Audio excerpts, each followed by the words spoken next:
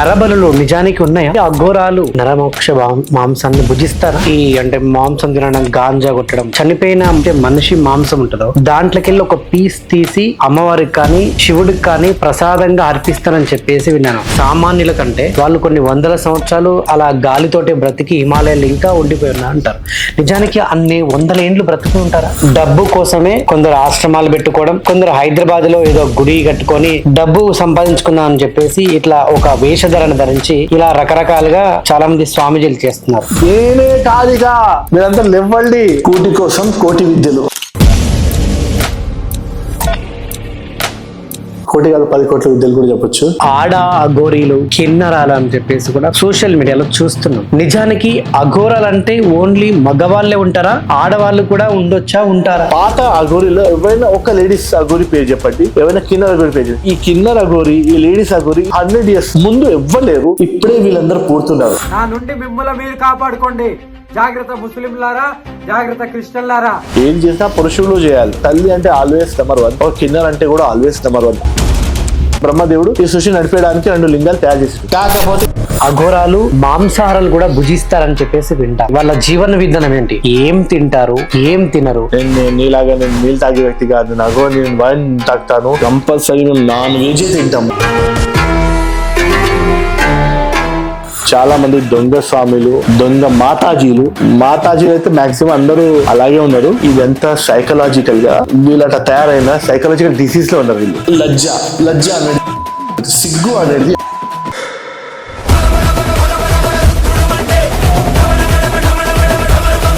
Pure గా సనాతన ధర్మంలో మనం పోతే ఇవన్నీ లేవు. ఒకటే ఉంది సనాతన ధర్మంలో.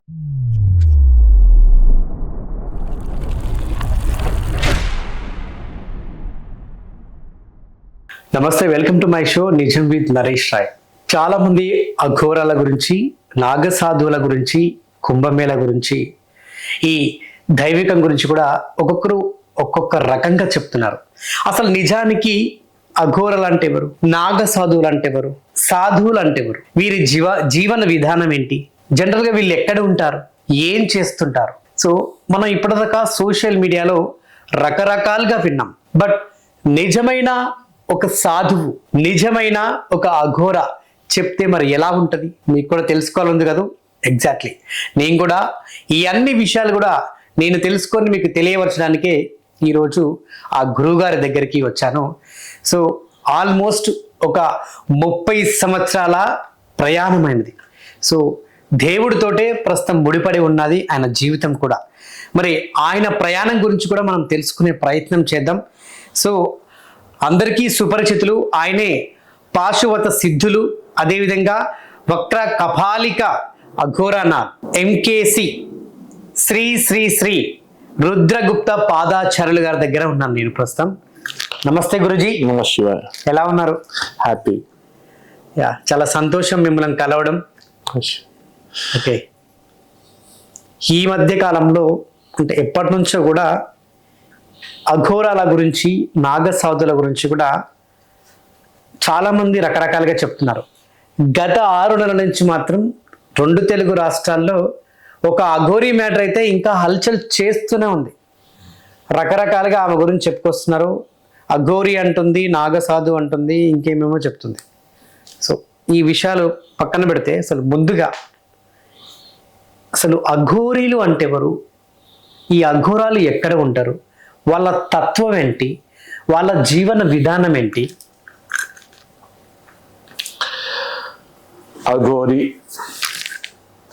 అఘోరి అనే దానికి ఒక పర్టికులర్ మెయిన్ డెఫినేషన్ ఉంది. చాలా మంది చెప్తారు డెఫినేషన్ రకరకాలుగా. అది యాక్చువల్ డెఫినేషన్ ఏంటంటే ఈ ఘోరమైన మాయ, మీ చుట్టూ అంతా ఘోరమైన మాయ, అంటే తాగుడు అనేది ఘోరమైన మాయ, సిగరెట్, వ్యసనాలు, ఏదైతే నెగిటివ్స్ ఉన్నాయి ఇవన్నీ ఘోరం, చాలా క్రూరంగా ఘోరంగా ఉంటుంది. ఇందులో పడకుండా ఎవరైతే ఉండగలుగుతాడు ఆయనని అఘోరి అంటారు. యాక్చువల్గా అఘోరి దానికి తత్వానికి ఒక డెఫినేషన్ అన్నమాట. ఇంకా అఘోరి ఎవరు అఘోరి ఉన్నారంటే ఏదైతే అష్టపాశాల నుంచి విముక్తి అయిన వాడు అఘోరి.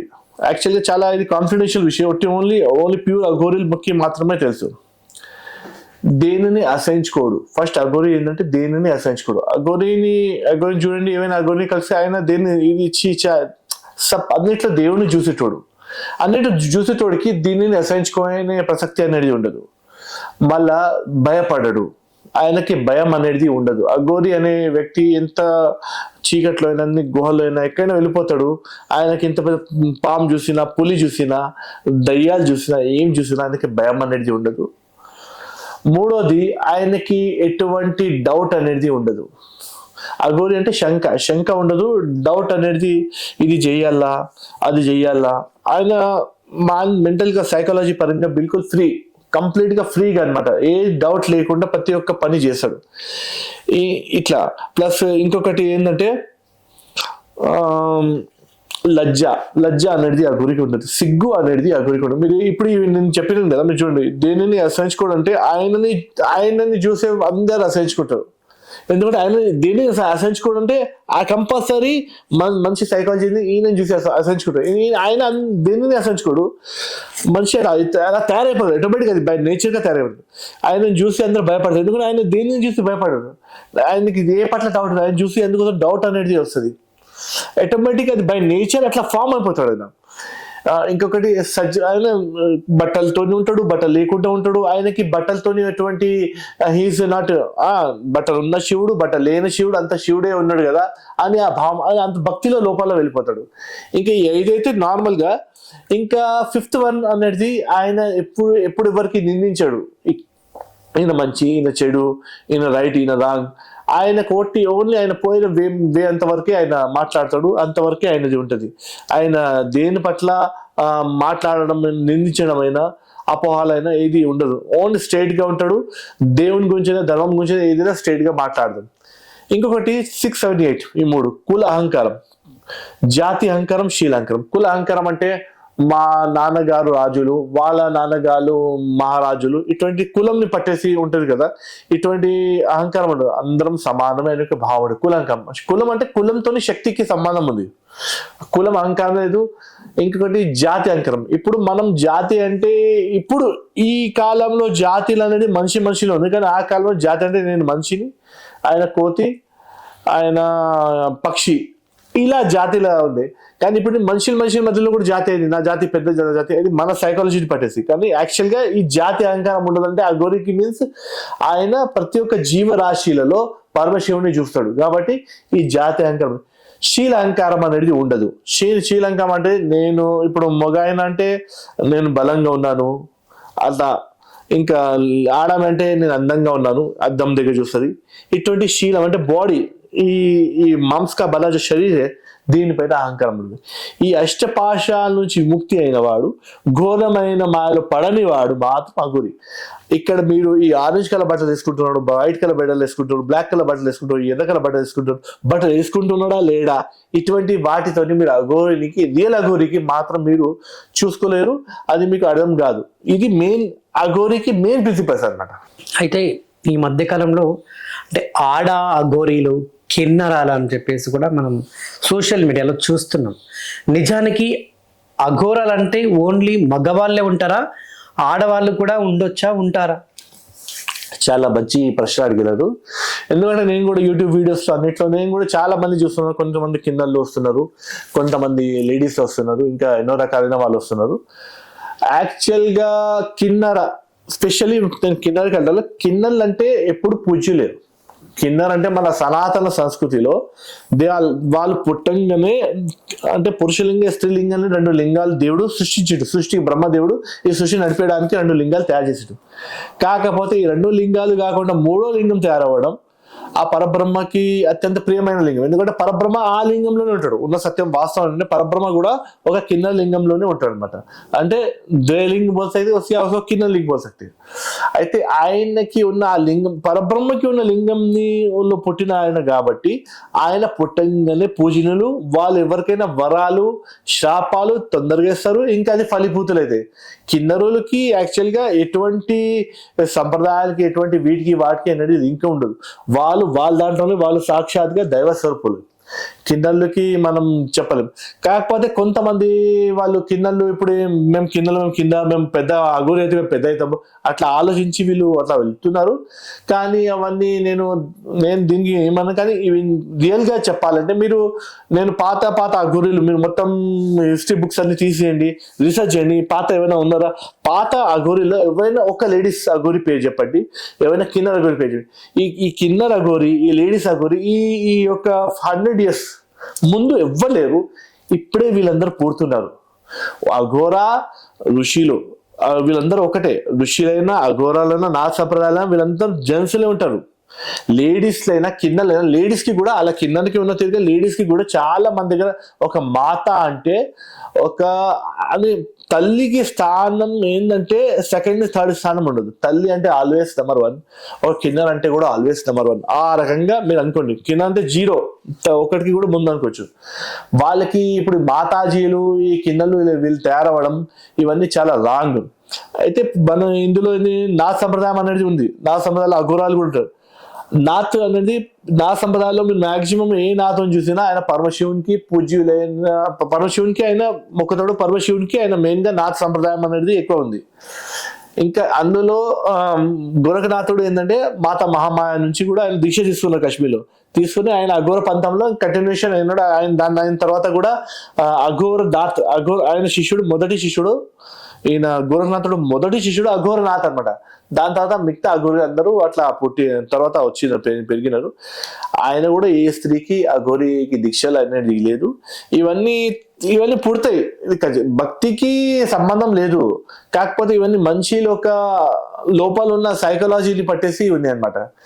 ఈ 100 సంవత్సరాలు కాదు, 50 సంవత్సరాల కింద కూడా ఒక లేడీ అయినా ఏమైనా మీరు చూపించలేరు. ఎందుకంటే ఇప్పుడు కాంపిటీషన్, సనాతన ధర్మం అంటే ఇప్పుడు ధర్మం కాదు, ఇది ఒకటి సైకాలజీ అనేది ఒకటైంది. మళ్ళీ దీంట్లో కూడా ఎన్నో రకాలైన వైరసెస్ కూడా ఫామ్ అవుతున్నాయి. అందులో ఇవన్నీ ఉన్నాయి. రియల్ గా ప్యూర్ గా సనాతన ధర్మంలో మనం పోతే ఇవన్నీ లేవు. ఒకటే ఉంది సనాతన ధర్మంలో, ఏది చేసినా పురుషులు చేయాలి. స్త్రీ ఒక తల్లి స్థానం, అది ఆల్వేస్ పురుషులు వాళ్ళకి రెస్పెక్ట్ ఇచ్చేదే. ఒక కిన్నర్కైనా ఆల్వేస్ పురుషులు రెస్పెక్ట్ ఇచ్చేది. కానీ వాళ్ళకి మాత్రం స్పెషల్ గా సొసైటీలో వచ్చేసి ఏదైనా మాలధారణ ఇవన్నీ చేసే అవసరం లేదు. ఎందుకంటే అప్పుడు వాళ్ళు తనంలోనే పెద్ద ఒక శక్తి స్వరూపురాలు వాళ్ళందరూ. వాళ్ళకి ఒకటి జైలు. ఓకే, అఘోరాలు నిజానికి అంటే వాళ్ళ జీవన విధానం ఏంటి, ఏం తింటారు, ఏం తినరు? నిజానికి అసలు అఘోరాలు మాంసాహారాలు కూడా భుజిస్తారని చెప్పేసి వింటాం. అసలు ఏంటి వాళ్ళ జీవన విధానం? అఘోరాలు ఏం తింటారు, ఏం లేదు. నార్మల్గా మీరు అన్నం పప్పు తిరిగి వాళ్ళు అన్నం పప్పు తినేసి ఉండొచ్చు. వాళ్ళకి కాదు కంపల్సరీ మేము నాన్ వెజే తింటాము, కాదు నేను కంపల్సరీ అదే తింటాను, నేను కంపల్సరీ వైన్ బాటిల్ కావాలి, నేను నీళ్ళు తాగే వ్యక్తి కాదు, నేను వైన్ తాగుతాను, నేను నాన్ వెజ్ తింటాను, ఇవంతా చాలా రాంగ్ అనమాట. వాళ్ళకి పూజలు ఉంటాయి. ప్రాసెస్లో కాళీమాత పూజ ఉన్నప్పుడు కాళీమాతకి అర్పణం చేయాలి, నాన్ వెజ్ రూల్, అది పూజలో ఉన్న రూల్. ఆ అర్పణ చేసిన తర్వాత ఆ మిగిలినంతా అప్పుడు ప్రసాదం కింద ఆయన తినొచ్చు. కానీ ఇప్పుడు ఏమైందంటే కంపల్సరీ తినాలని అయిపోయింది. ఇంకొకటి ఏంటంటే అది అమ్మవారికి అర్పణ అయిన ప్రసాదం తినాలి, కానీ వీళ్ళు తిండి కోసమే స్పెషల్ తెచ్చేసుకుని తింటున్నారు. ఇది చాలా రాంగ్. తినడమైనా వీళ్ళు ఎంతైనా తాగవచ్చు, తినొచ్చు. కానీ దాని మీనింగ్ ఏమైందంటే ఇప్పుడు వీళ్ళు తినడానికి తాగడానికి ఇటువంటి వ్యసనాలకి, ఘోరమైన మాయ లాంటి వ్యసనాలకి మాత్రమే ఆ గొర్రెలు తయారవుతున్నారు. ఇది చాలా రాంగ్, సొసైటీకి చాలా రాంగ్ మెసేజ్ అనమాట. ఇప్పుడు సొసైటీ అనేది అట్రాక్ట్ అవుతుంది ఆ గొర్రెలకి, ఎందుకంటే ఆ గొర్రెల రూపాలు అనేది వేరే ఉంటుంది, వాళ్ళ ఎవ్రీథింగ్ ప్రతి ఒక్కటి వేరే ఉంటాయి. కాబట్టి సొసైటీ అందరూ అట్రాక్ట్ అవుతుంది. కాకపోతే ఇందులో ఏమవుతుంది అంటే చాలా మంది డూప్లికేట్లు, 90% ఫ్రాడ్ అనేది జరుగుతుంది. వీళ్ళందరూ తినడానికి, తాగడానికి, ఘోరమైన మాయలో పోవడానికి ఇంకా సులువైన చర్యలు తీసుకొని వీటిని మొత్తం ఇంకా పూర ఖరాబ్ కడతారు ఆ హైస్కు. నిజానికి అఘోరాలు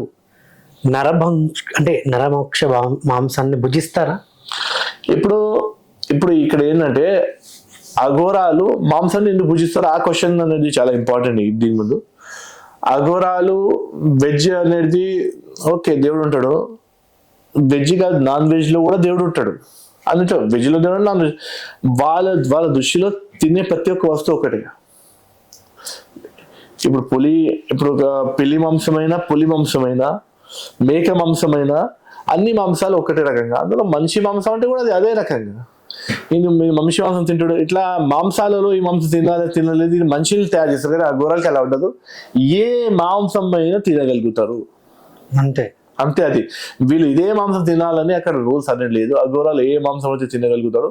కాకపోతే మనిషి మాంసం అనేది మనం ఒకటి వింతగా చూస్తాం కాబట్టి వాళ్ళు ఇప్పుడు కొంతమంది షో పుటప్స్ కింద నరకపాల, ఇప్పుడు అక్కడ మేక కపాలాలు కూడా పెట్టచ్చు, మేక కపాలం ఎందుకు పెట్టారు, నరకపాలాలు ఎదురుగా పెడతారు. ఇవన్నీ ఏంటంటే ఇప్పుడు షో పుటప్స్ షో అనేది అయిపోయింది. ఈ అఘోర సంప్రదాయానికి వచ్చినప్పుడు ఇంకొక కీడు ఏంటంటే షో పుటప్స్ ఎక్కువైపోయింది. దీంతో ఇప్పుడు వీటన్నిటిలోనే ఈ సనాతన సంస్కృతి అనేది చాలా ఇదైతుంది. కాకపోతే ఒక మంచి వ్యక్తి వెజిటేరియన్ గా ఉండేసి ఒక అఘోరీలు నేను చెప్పిన అష్టపాశాలని ఫాలో చేసుకుంటూ ఒక వెజిటేరియన్ వ్యక్తి కూడా అఘోరి కింద ఉండొచ్చు. ఆయన కంపల్సరీ ఇలా ఉండాలని, ఇలా తాగి ఉండాలని లేదు. ఇప్పుడు మీరు ఇప్పుడు కులార్ణవ తంత్రము, జ్ఞానార్ణవ తంత్రము, ఇవన్నీ తాంత్రిక గ్రంథాలు అనమాట. వీటిలో తాగుడు అంటే ఇప్పుడు ఇవన్నీ మీరు తాగను అంటే మీరు దాని బదులుగా కొబ్బరికాయ నీళ్ళని కూడా శరాబ్ సమాజ్కి మాకు అర్పణ कर सकते हैं, दूध को भी మాకు శరాబ్ అమ్మవారికి పాలు కూడా అర్పణ చేయొచ్చు శరాబ్ సమాజ్కి. అక్కడ ఖచ్చితంగా నువ్వు సురపానమే చేపియాలి. ఇంకా लसन को మీరు ఒక చావ ప్లేస్ లో లసన్ పెట్టొచ్చు, అద్రక్ भी लगा सकते, प्याज भी लगा सकते. కంపల్సరీ మీరు నాన్ వెజ్ పెట్టాలని కాళికామాత, ఎందుకంటే చాలా మంది నాన్ వెజ్ తిన్నారు, వాళ్ళు కాళికామాతకు పూజ చేయాలనుకుంటారు, అఘోరీలాగా చేయొచ్చు. వాళ్ళలో కూడా అఘోరీలు ఉంటారా కంపల్సరీ ఉంటారు. వాళ్ళ దాంట్లో వాళ్ళు ఇట్లా ఈ వ్యవస్థలో వాళ్ళు పోతారు. అంటే దానికి మీనింగ్ ఏంటంటే వీళ్ళ తయారు చేసేసుకుంటారు అంతే, వాళ్ళ ఫెసిలిటీ ప్రకారంగా తయారు చేసేసి ఇది ఇట్లానే ఉంటుంది, వాళ్ళు ఒక కమిట్మెంట్ స్టాంప్ వేసేస్తారు, మిగతా వాళ్ళంతా ఫాలో కావాలి. ఇంకో ఇట్లా ఇది అఘోరా అనేది ఒక పంతం కూడా కాదు, ఒక గురు శిష్య పరంపర కాదు. అఘోరా అనేది ఎవరైనా ఎక్కడి నుంచి అయినా తయారు కావచ్చు. నా సంప్రదాయం అనేది సంప్రదాయం ఉంది కానీ అఘోర దానికి ఏంటంటే ఎవరైనా కావచ్చు, ఏ ప్రాంతంలోనే కావచ్చు. ఇప్పుడు నాగా సాధువులు ఉన్నారు. నాగా సాధువులు ఈ సమాజం అంతా ఘోరమైన మాయ అనుకొని ఈ ఘోరమైన మాయ పడకుండా వాళ్ళ అఘోరం తత్వాన్ని తీసుకోవచ్చు, అఘోరంగా ఉండొచ్చు. వాళ్ళు స్పెషల్ గా ఒక అఘోరైన గురు చూసుకొని ఆయన దగ్గర కావాలని అలా ఏం లేదు. అఘోర ఎవరైనా అవ్వచ్చు. ఓకే. ఈ అంటే మాంసం తినడం, గాంజా కొట్టడం అంటే దాని ఇంకా ఇది ఏంటంటే ఇది ఒక విద్యలు అనమాట.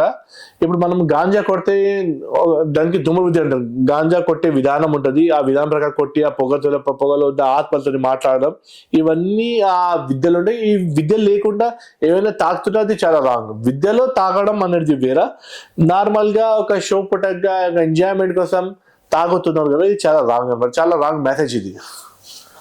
ఈ అఘోరాలకి నాగ సాధువులకి అసలు తేడా ఏంటి? నాగా సాధువులు అంటే వీళ్ళు కంప్లీట్ గా వచ్చేసి కుంభేలలో వాళ్ళ ఏదైతే వాళ్ళ లింగాన్ని ఏదైతే కొంతమంది అంటారు కట్ చేసేస్తారు, తిప్పేస్తారు, ఏదో సంవాట్ చేసేస్తారు. దాని తర్వాత వాళ్ళకి లేవదు అనమాట. ఇంకా వాళ్ళు ఎప్పుడైనా పూర్తిగా నగ్నంగా ఉంటారు, ఇంకా కంప్లీట్ గా సొసైటీలో తిరుగుతారు. వాళ్ళ వాళ్ళ ఏంటంటే శాస్త్రము వాళ్ళు జీవించేది శస్త్రం కోసం, శాస్త్రం కోసం. ఇది వీళ్ళు నాగా సాధువులు. అఘోరాలు అంటే వాళ్ళకి మీరు ఇందా చెప్పిన కదా, వాళ్ళకి లింగానికి ఏదో చెయ్యాలి, ఇది ప్రక్రియ జరిగి వాళ్ళు నార్మల్గా మనిషిలాగానే ఉంటారు. వాళ్ళకి ఒక చెప్పాలంటే లేస్తుంది, అన్ని రకాలైన ప్రక్రియలు ఉంటుంది వాళ్ళది. కాకపోతే అన్ని ఉన్న తర్వాత కూడా వాళ్ళు కఠోరమైన బ్రహ్మచర్యలు ఉండాలి. గట్టిగా బ్రహ్మచర్యలు ఉండేసి వాళ్ళు ప్రతి ఒక్క స్త్రీలో తల్లి భావం పెట్టాలి. ఇప్పుడు ఒక ఆయనకి పురుషత్వం ఉంది, తర్వాత కూడా ఆయన ఒక కంట్రోల్ చేసేసి బ్రహ్మచర్యం ఉండేసి ఒక ప్రతి ఒక్క స్త్రీలో అమ్మాయిని చూస్తున్నారంటే అది చాలా గొప్ప విషయం. మీ పురుషత్వం తీసేసి అన్ని చేసేసిన తర్వాత మీరు ఏమైనా పర్వాలే ఉండొచ్చు, కానీ మీకు నపుంసకత్వం లేకుండా పురుషత్వంలో పెట్టేసి బ్రహ్మచర్యంలో పెట్టేసి కఠోరమైన బ్రహ్మచర్యంలో పెట్టేసి మీరు ప్రతి ఒక్క స్త్రీలో తల్లి భావం చూసుకోవడం, ఇంకా అలా ఉన్నా కూడా తల్లిభావం ఎలా అయినా మీరు చూస్తున్నారంటే చాలా గ్రేట్ అనమాట. ఈ బ్రహ్మచర్యలో ఉండడం ఒక అఘోరి కూడా చాలా చాలా ముఖ్యం. అఘోరీలు ముఖ్యమైనదంటే అఘోరీలలో శక్తి సాధకులు ఉంటారు. నేను ఇందాకే చెప్పినాను, నా సంప్రదాయం అంతా శివుని సాధకులు. అఘోరి అనే శబ్దానికి మీనింగ్ కూడా శక్తి. అఘోరి కాళిక అని వస్తుంది, అఘోర శివ అని రాదు. అఘోరి కాళిక అని అమ్మవారి ఒక రూపం ఉంది. మీరు అందులో చూడండి, కంప్లీట్ గా ఏదైనా వీళ్ళందరూ కంప్లీట్ గా బ్రహ్మచర్యలో ఉండడం చాలా. కానీ ఇప్పుడు అఘోరాలు కానీ నాగసాధువులు ఇప్పుడు మీరు అన్నారు అంటే కాళిక మాత అంటారు, కానీ వాళ్ళు ముందుగా వాళ్ళని పలకరిస్తే హరహర మహాదేవ్ శంభో శంకర్ అంటే ఎవరైనా అంతే అండి. నాగా సాధు అయినా అఘోరి అయినా నాతైనా ఎవరైనా ఫస్ట్ గా హరహర మహాదేవ్ కంపల్సరీ చెప్తారు. ఎందుకంటే మన హిందూ సనాతన సంస్కృతిలో హరిహర్ అందులో మెయిన్ గా శివుడు. ఇప్పుడు సాధువులందరికీ ముఖ్యమైన దేవుడు శివుడే.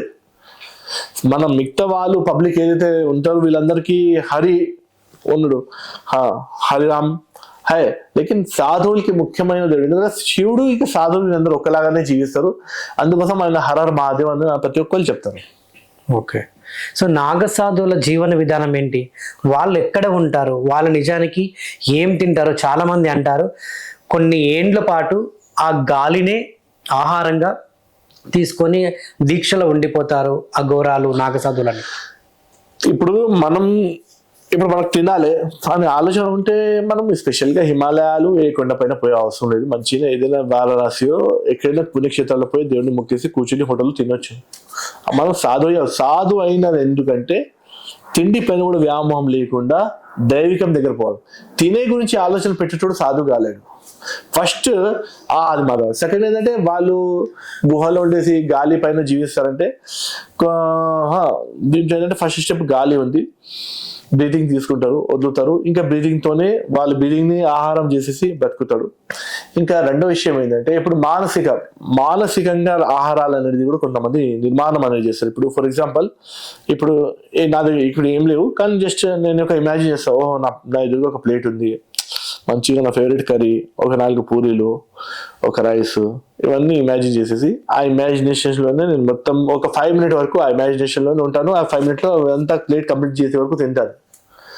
అట్లా కొన్నాళ్ళు తినేసి మళ్ళీ నేను చేస్తాను ఈ ఇమాజినేషన్ వరల్డ్ లో. ఇట్లా కొన్నాళ్ళు తిన్న తర్వాత కడుపు నిండుతుంది, కంపల్సరీ నిండుతుంది ఇమాజినేషన్ లో. తర్వాత కొన్నాళ్ళు అయిన తర్వాత నేను ఫాస్టింగ్ చేయడం స్టార్ట్ చేస్తాను. ఇమాజినేషన్ లో తిన్నా కదా, ఇప్పుడు ఇక్కడ ఫాస్టింగ్ చేయడం. నేను 3 పూట తినేది నేను 2 పూట తింటా, మళ్ళీ 1 పూట తినేసి అట్లా అది తినడం కూడా బంద్ చేసి ఇలా నేను నిరాహారంగా ఉండడం అనేది నేను నేర్చుకుంటాను అనమాట. ఇది ఒక ప్రాక్టీస్ అనమాట. ఇట్లాంటి విద్యలు ఉంటుంది, ఇటువంటి ప్రక్రియలు ఉంటుంది. ఏంటంటే సుగంధిం పుష్టి అంటే మనం ఒక స్మెల్ తీసుకుంటున్నాం, మంచిగా బిర్యానీ స్మెల్ వస్తుంది. అట్లా మనం ఇమాజిన్ చేసుకొని కూడా తీసుకున్నా మనకు పుష్టి అనేది వస్తుంది. అది మన లోపల ఉన్న దైవికానికి ఉన్న ఆ పవర్ అన్నమాట. మీకు తెలియదు మీలో దైవికం ఉంది. ప్రతి ఒక్క మనిషిలో, ప్రతి ఒక్క ఆత్మలో పరమాత్మ ఉన్నాడు. ప్రతి ఒక్కరు దైవికం ఉంది. ఆ దైవికంకి ఆ పవర్ని యూజ్ చేసుకోవడం ఒక టెక్నిక్ అనమాట. ఆ టెక్నిక్ లో ఆ విద్యల్లో ఇవన్నీ ఉంటాయి అనమాట.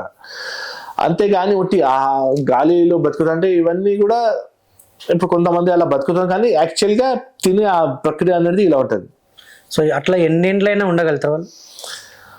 అలా మనం ఎన్నేళ్ళని కాదు, మనకు ప్రాణం ఎన్ని ఉంటే అంతవరకు మనం ఉండగలుగుతాం. ఓకే. అండ్ నిజానికి కూడా అఘోరాలు, నాగసాధువులు చాలా వందల సంవత్సరాలు బ్రతికున్న వాళ్ళు కూడా ఇంకా హిమాలయాల్లో ఉన్నారు. వాళ్ళు మన అంటే జనరల్ సామాన్యుల కంటే వాళ్ళు కొన్ని వందల సంవత్సరాలు అలా గాలితోటే బ్రతికి హిమాలయాల్లో ఇంకా ఉండిపోయి ఉన్నారు అంటారు. నిజానికి అన్ని 100 ఏండ్లు బ్రతుకు ఉంటారా? 100 అనేది కూడా 1000 ఏళ్ళు కూడా చెప్పొచ్చు మనం. కొంత 2000 years, 545 years అని అటువంటి సాధువులు చూసిన 545 years అటువంటి సాధువులు ఉంటారు. ఇంకొకటి ఏంటంటే మీరు ఒక 100 years మనిషిని చూస్తానంటే అబ్బా అని మీరు అంటారు. నార్మల్గా ఈ కాలంలో 80 years దాటి అటువంటి హా లెవెల్లో వచ్చేసిన తర్వాత ఆయన సాధన చేసి కంపల్సరీ సాధన చేసిన ఆయన్ని అంత లెవెల్ 100ని క్రాస్ చేస్తారు. వాళ్ళలో ఒక అమోఘమైన శక్తులు వస్తాయి. ఏ వ్యక్తికి నేను దర్శనం ఇవ్వాలి, ఏ వ్యక్తికి నేను కలవాలి, ఏ వ్యక్తికి కలవద్దు, అటువంటి అలా వాళ్ళు ఆలోచించి వాళ్ళ ఒక శక్తి చెప్పిన వాళ్ళకి వాళ్ళు దర్శనం ఇస్తారు, వాళ్ళకి కలుస్తారు. ఇంకా అప్పుడు వాళ్ళు 500 years ఓల్డ్ ఉండొచ్చు, 1000 సంవత్సరాలైనా ఉండొచ్చు, దానికి ఏం లేదు. ఇట్లాంటి వీళ్ళందరూ ఒక కలిసేసి హిమాలయాలో ఒక స్థానం కూడా ఉంది, దానికి శంబల అంటారు. అట్లా ఆ గురుసత్తా మండలం కూడా అంటారు. ఆల్రెడీ మీకు మొన్న సినిమాలో కూడా మీరు చూసి విని ఉండొచ్చు వీటన్నిటి గురించి. ఇవన్నీ ఉంటాయి, ఇవి ఉండదని కాదు, కానీ మీరు వాళ్ళకి కలవాలంటే అంత అర్హత మీకు రావాలంటే మీరు అంత కావాలి. అంటే మీకు అంతా మీ మనసు అనేది అంత పవిత్రం ఉండాలి, ఫస్ట్ పాయింట్. సెకండ్ ఏంటంటే మీరు ముఖంతో మాట్లాడితే సెకండ్ అసత్యం మాట్లాడదు. మూడోది గట్టి బ్రహ్మచర్యం ఉండాలి. నాలుగోది మీరు ఏదైనాది కొంచెం ఇవన్నీ అన్యాయం చేయరాదు. ఇవన్నీ కొంచెం సూత్రాలు అనమాట. ఇవన్నీ సూత్రాలు పాటించే వాళ్ళతో కలిసి ఒకటి ఇది ఉంటుంది. కాదు ఈ వ్యక్తి నోరు ఇప్పితే ఆయన తెలియకుండానే ఆయన అబద్ధం మాట్లాడతాడు. ఇంకా అసలు బ్రహ్మచర్యం అది ఎక్కడో ఆయన ఎక్కడో అట్లాంటివి ఉంటే ఇది జరగదు. ఇప్పుడు ఈ కాలంలో మంచి ఆ కాలంలో వాళ్ళు చూస్తారు, మీరు ఒక 100 years అప్పుడు మనం 50-60 సంవత్సరాల కింద మనకు ఫ్రీడమ్ ఫైటర్స్ పీరియడ్ లో అటువంటి యోగిలు కూడా దర్శనం ఇచ్చినారు. లహరి మాషే కూడా మహావతార్ బాబాజీ దర్శనం ఇచ్చారు. మీరు ఒక యోగి ఆత్మకథ కూర్చొని ఇవన్నీ ఉన్నారు, ఇప్పుడు కూడా ఉన్నారు.